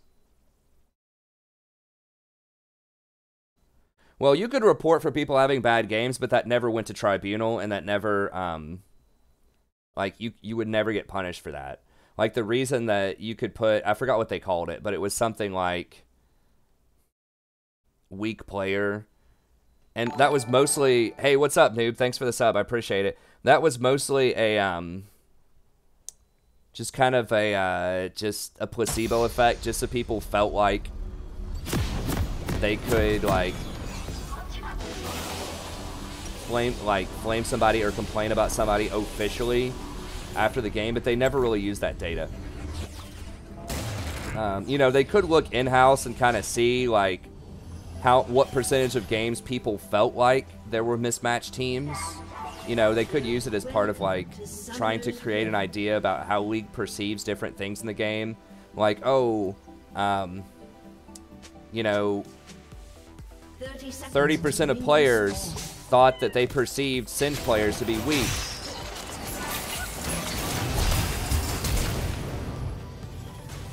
I cannot believe that hook hit me. It's so ridiculous. It's like max range to the pixel hook. Oh, they got Karthus. Oh, it's Karthus jungle. Okay. So they could see, okay, 30% of people are complaining about Singe, but Singe actually wins 52% of the time. You know, that could be some valuable data, because then they could say, all right, well, we need to make it more clear, like, what Singe contributions are, you know, over time. So we need to sharpen something about the champion kit to make that clear, right? That there is this disconnect between reality and perception in terms of, you know, certain champions like Singe or like Yasuo or champions that people just don't like. But yeah, so reports do matter. They do count. The system has changed, but there are, you know, there are automated systems like recognizing certain keywords in Lever Buster to help sort of figure out who's going to get the reports. And then there are actual people that look stuff over to decide, you know, if someone should get like a suspension or a permaban.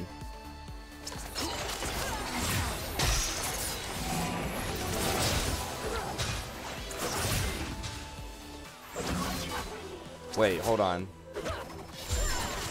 Who has Klepto? Didn't I just see a Klepto proc, or am I losing my mind? I thought I just saw like a little gold Klepto. Maybe that was off of something else. I don't have Klepto. I was like, did I accidentally take Klepto?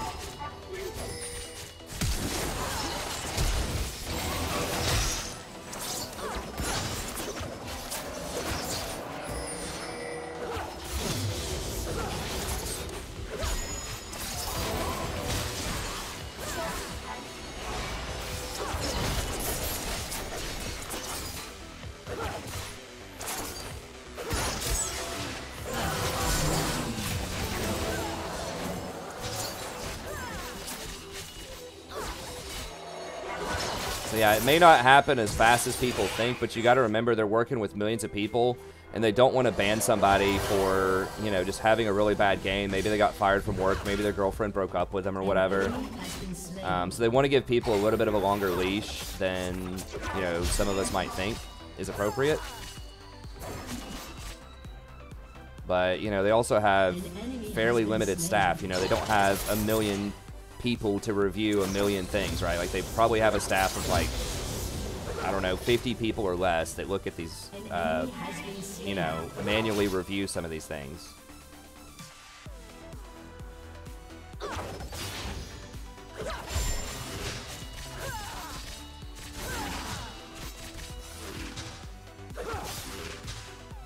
Okay, nice.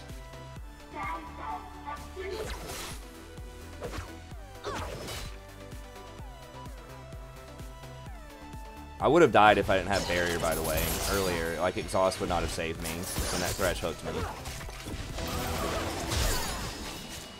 And barrier's already back up. Exhaust would have still been on cooldown.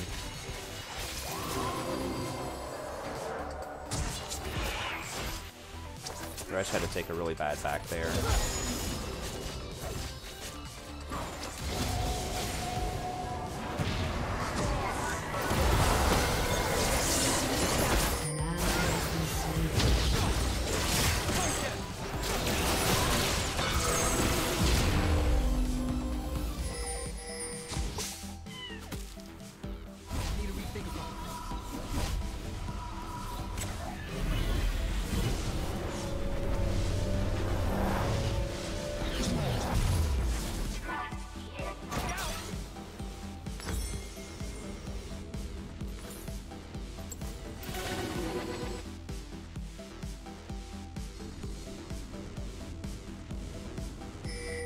I didn't mind the tribunal because it was manually reviewed. Like, nobody got permabanned because of tribunal stuff. It just helped them figure out which stuff they should look at more closely, you know?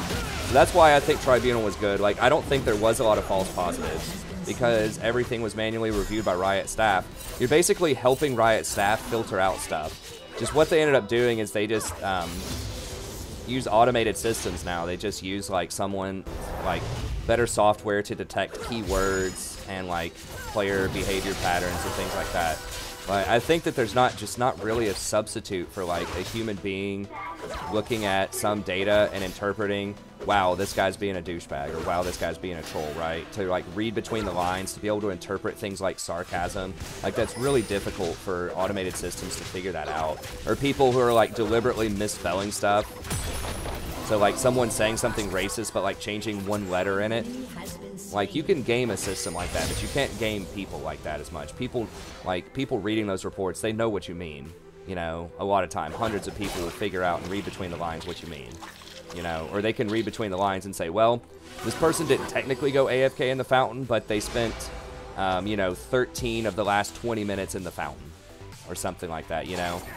So it's not like they completely left the game, they're just running in circles in the fountain. Like, people can interpret that kind of stuff. Or like data, like, you know, wow, this person has 0% team fight presence. Like, this person never showed up to a team fight. There are 3 reports from his teammates that he's raging and refusing to group and just like AFK split pushing.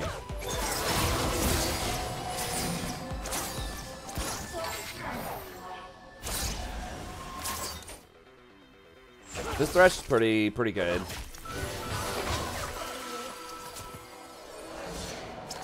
But yeah, so that's why I like the tribunal. It's just like, if they're worried about false positives, they just make it a higher threshold for somebody to get banned, or just like hire more staff for manual reviews.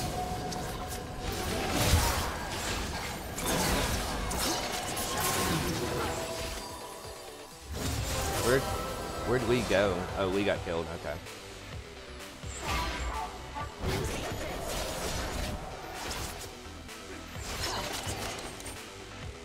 And instead of like rewarding people for correctly guessing what was happening, just reward people for, well, the problem is if you reward people for just participating like that again, then people just spam punish.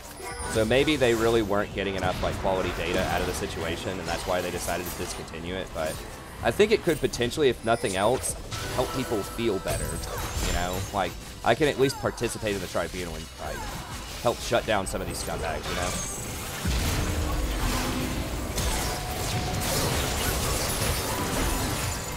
It seems like that was a really, really bad call.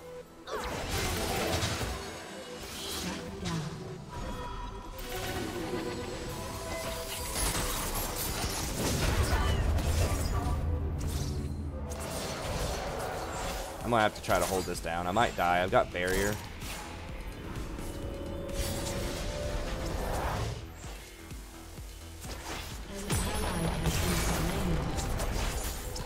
And these last few minutes have been a little on the rough side.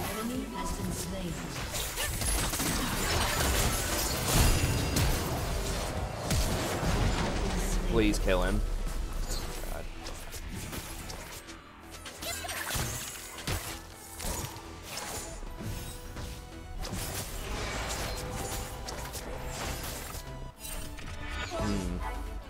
Well, that's annoying.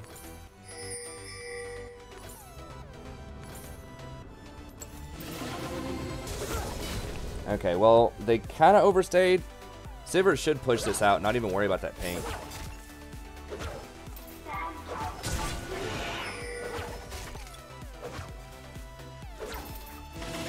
Like, she should have pushed first and then go back and get that. Because she lost like 5 seconds on this ward where she could have pushed it way faster.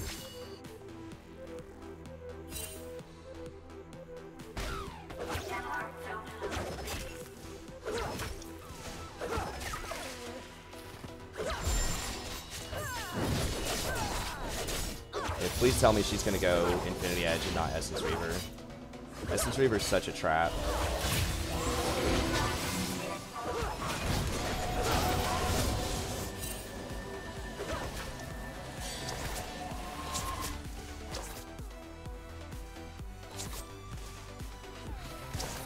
Oh no, he's going Blade of the Ruined King instead of Lethality. I know he's against Sion, who's getting a lot of armor, but like, you gotta just say, I'm never gonna kill Sion.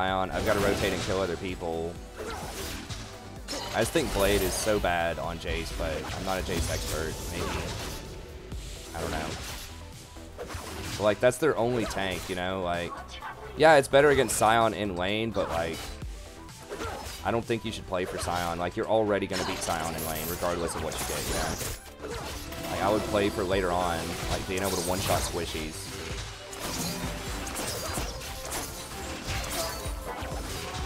Oh, Oh, he just straight up back and then used his Moby boots to come back. Okay. After that atrocious break.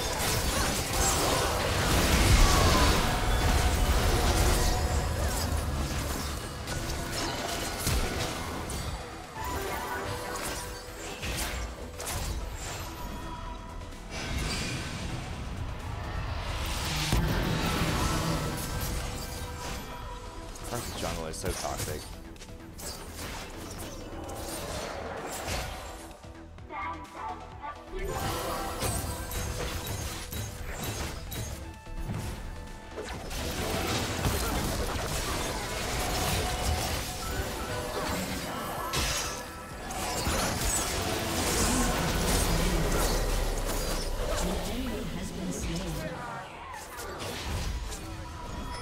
Damn, my barrier was up in 3 seconds too.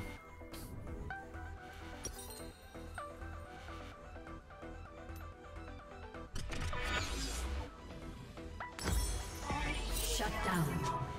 Whoa, what?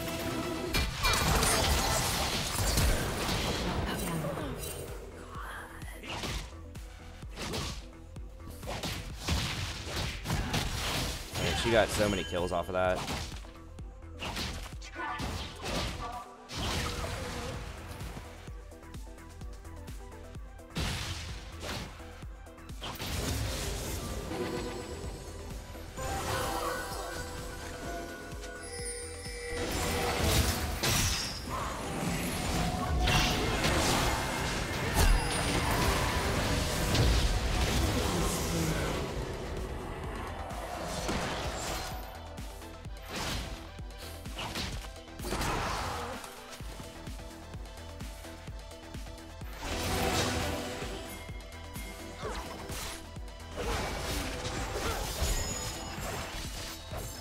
He does have smite.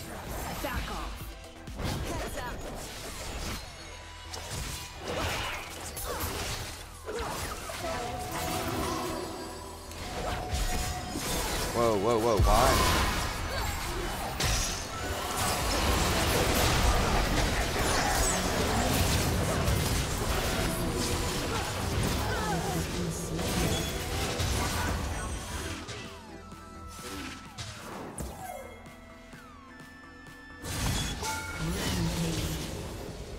An ally has been slain. Turret plating will soon fall.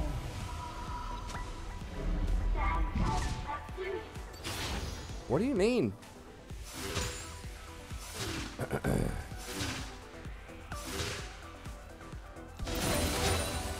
Like, I stood there and helped. Like, I didn't get hooked. But whatever.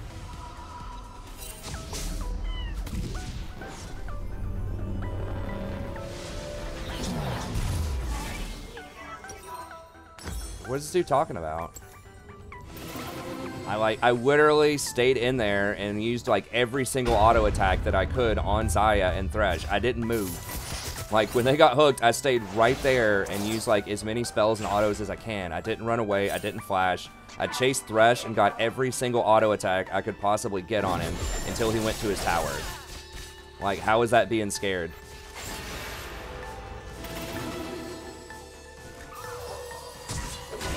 Are they talking about when I got hooked and the Karthus is right there, I tried to walk away from that Karthus when I knew Lee Sin was already going to kill him? Like, what?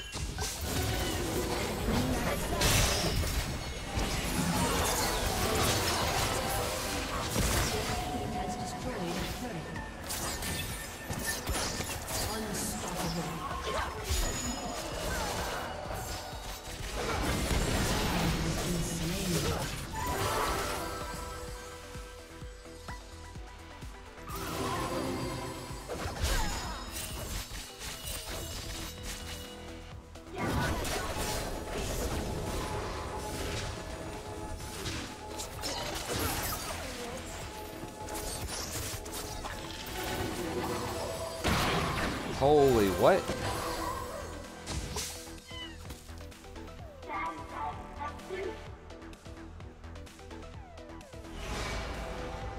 I mean, I think I'm reasonably scared of Thresh when I need to be and not when I don't need to be. I don't know. I don't know what he was referencing because Like, it sounded like he thought I was, like, running away at full health from a fight or something like that. And, like, the only thing I could think of is maybe this tri-bush play where Thresh hooked me and Karthus was right there.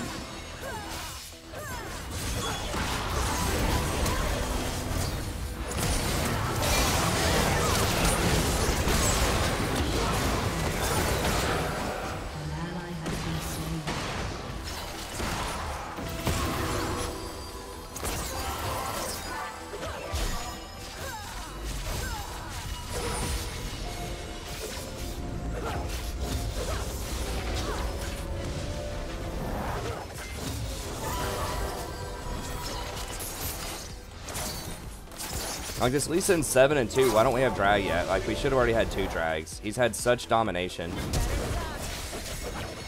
One more? He's not gonna get it.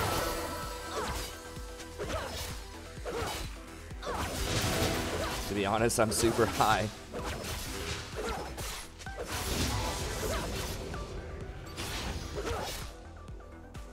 Well, at least he's honest about it.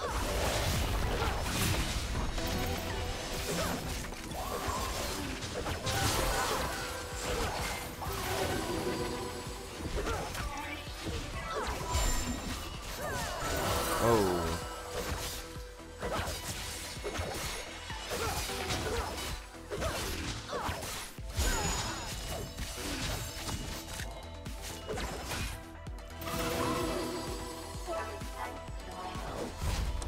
I don't think we can back.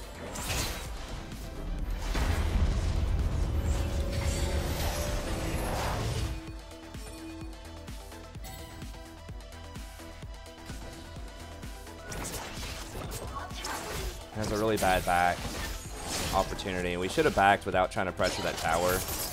Because now I don't have these. I don't have the items that I need to try to defend this.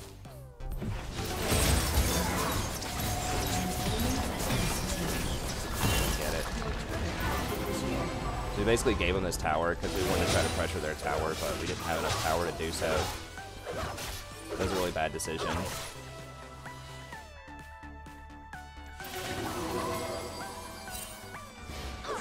And they get the dragon. Or we get destroyed. We gotta get out of here.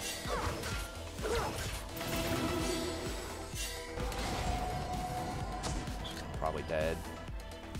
I mean, you hear the dragon. Where are they gonna be? Got any guesses? You hear the dragon yell, like, where the enemy team might be?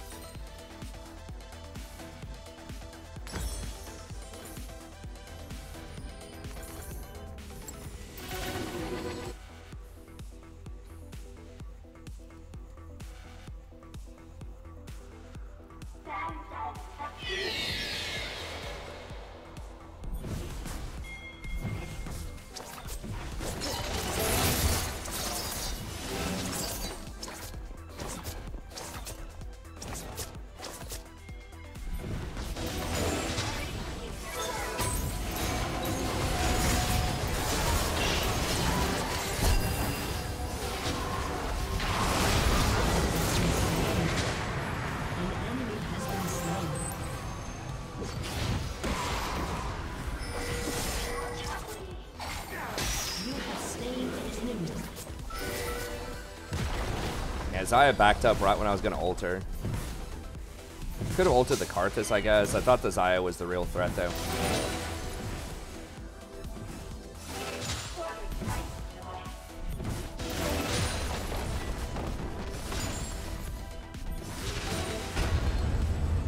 I was going to get Ardent. I mean, Ardent is, like, super good.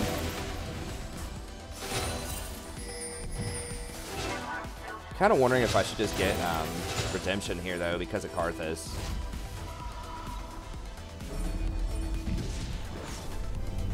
I've already kind of committed to Ardent, I think.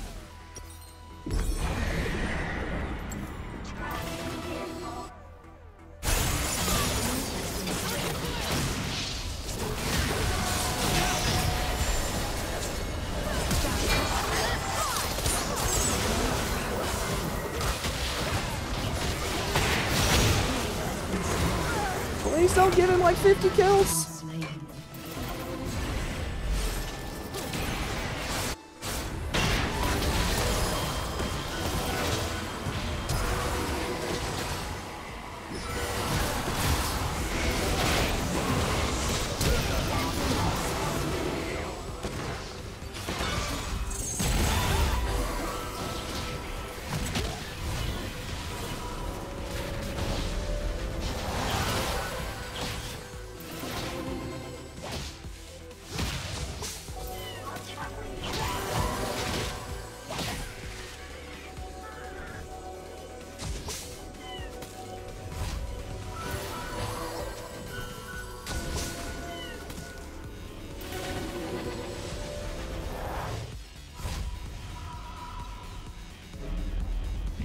Well, I talked about this in the 80 carry video I just released today, but the same 80 carries are still going to be really strong on this patch.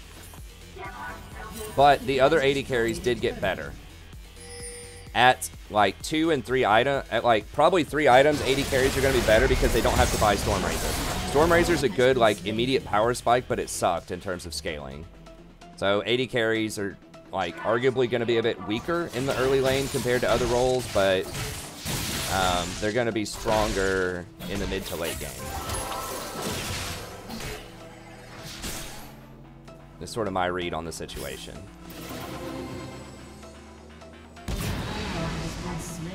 This jungle's so dumb. Like, when are they going to nerf this?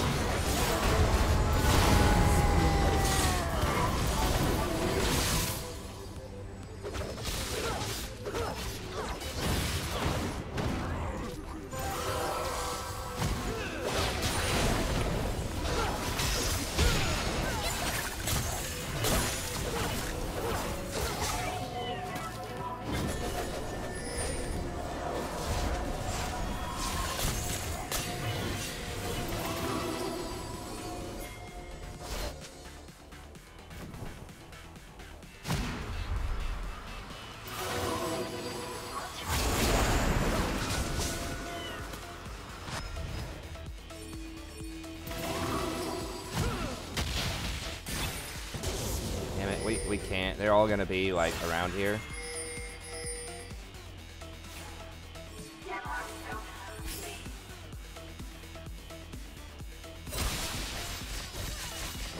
Okay, yeah. Okay, if they're not going to do drag, then we should get it. But they might get middle here. I think they can flank them if they try it.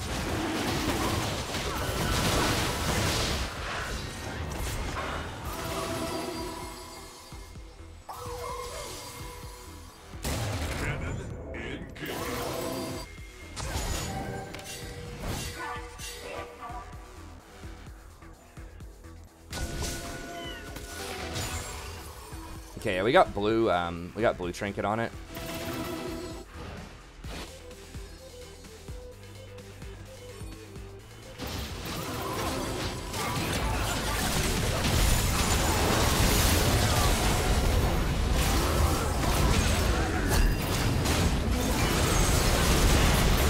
Oh, that was a nice echo.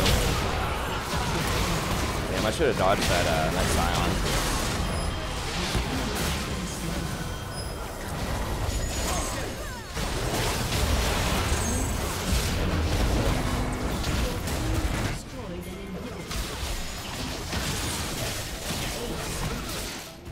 I think they just end it here.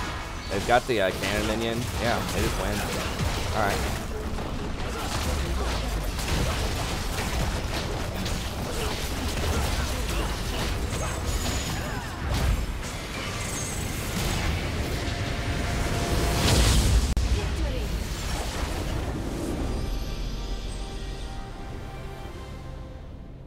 Yeah, Sona's way better in Soraka right now. My experiences.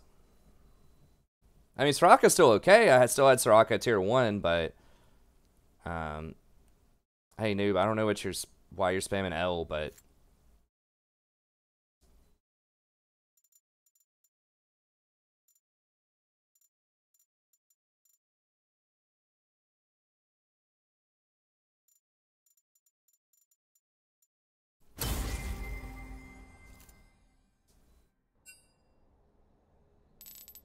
I don't know which wards I walked over. I didn't have time. Like, when they were chasing us and we were rotating a dragon, if that's what you're talking about, I didn't have time to go kill those.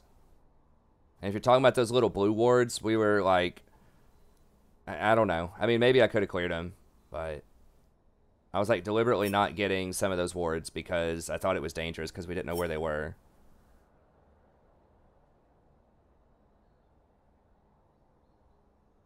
I was like chain CC'd for so long there.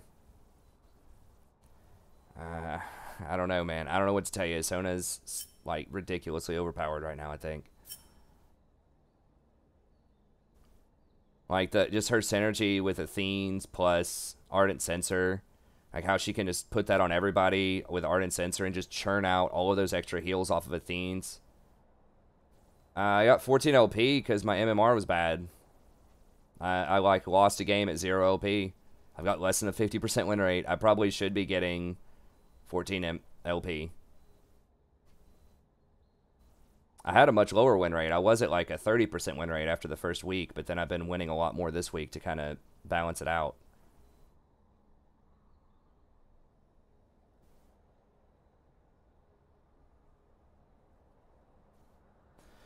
But anyways, I think that's going to have to be it for tonight. I really have to get up early in the morning and conference with students. So sorry again that I got a late start. I will set up that alarm clock tomorrow, and we'll make sure we get here on time. It is going to be a special viewers night tomorrow, sponsored by Sammy. Sammy donated $100 last weekend to have a viewers night this Friday. So, you know, we'll as long as we have enough viewers, we'll play it. We'll be doing something, you know, whatever Sammy wants us to do, basically all night. And then we'll go back to rank on Saturday, and then we'll have the proper viewers night on Sunday.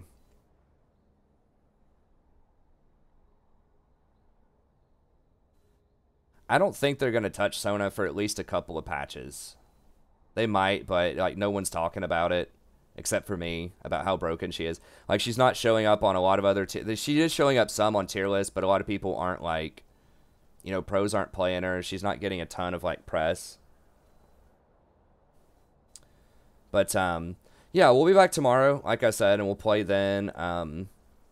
Maybe we could try to do, if we're playing against, I don't know how that could work, but, or if people would be down for it, but maybe we could do, like, some flex queues or something if we're doing, like, 5s versus other people for viewers night. Maybe that way, at least it's, like, a little competitive, but then it wouldn't be affecting my, my proper rank, and I would actually be able to rank with people, maybe.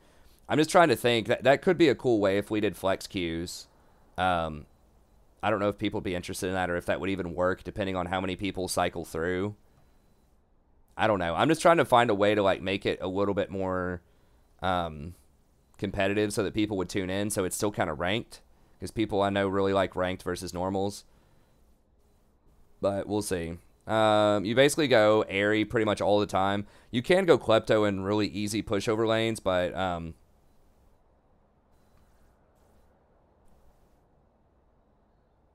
just go like airy, mana flow band, absolute focus, and either Scorch or Gathering Storm. And then as your secondaries, you always want Revitalize, because Revitalize is like super overpowered on enchanters. And then I like Bone Plating. Just helps you a lot against all ends. If you're against another poke lane, kind of like a maybe you're against a Soraka or you're against a Karma or a Lulu or something, you could go Second Wind. But I'm much more scared of the all-ins. I think Sona's already going to win kind of the light trade wars. So I like Bone Plating.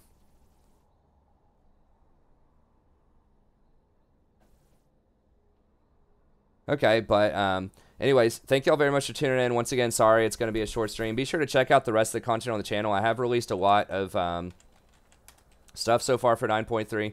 I do have some guides that I'll be, I'll see if I can do one tomorrow, but I would really, I'll definitely do a lot of them over the weekend. But I did release the 80 carry tier list a few hours ago. I did the support tier list yesterday. I did patch notes yesterday. I kind of found this cool design thing that's, you know, part of PicMonkey, which is what I use to, you know, edit my thumbnails. obviously they're usually super basic thumbnails, but I'm trying to see if I can at least add in a couple of extra like neat looking designs, maybe draw some people in. So this is one kind of cool one that I found. But anyway, so we've got the patch notes, and that'll hopefully give it a distinct look, so you can tell when it's like my video, when it's like popping up on your feed or whatever.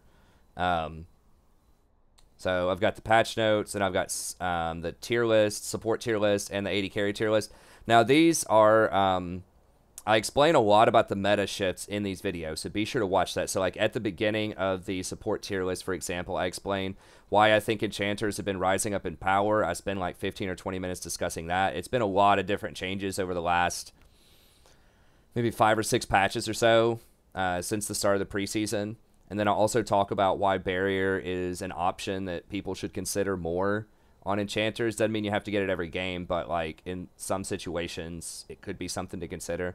The 80 carry, I break down the 80 carry itemization changes. I talk about it sort of mathematically and make my recommendations on like which items I think will be good on which champions. And then I do the standard tier list thing in each one of those. I sort of walk through each one, talk about why I think this champion's strong, how they fit into the meta, recommended items, recommended runes, explain their abilities a little bit, especially for things that haven't been that I haven't played a lot or I haven't talked about a lot in a while, like Sona and like Jinx. I really spend a lot of time breaking down and explaining them. So be sure to check all that out if you haven't already, and we'll see you tomorrow. Have a great day.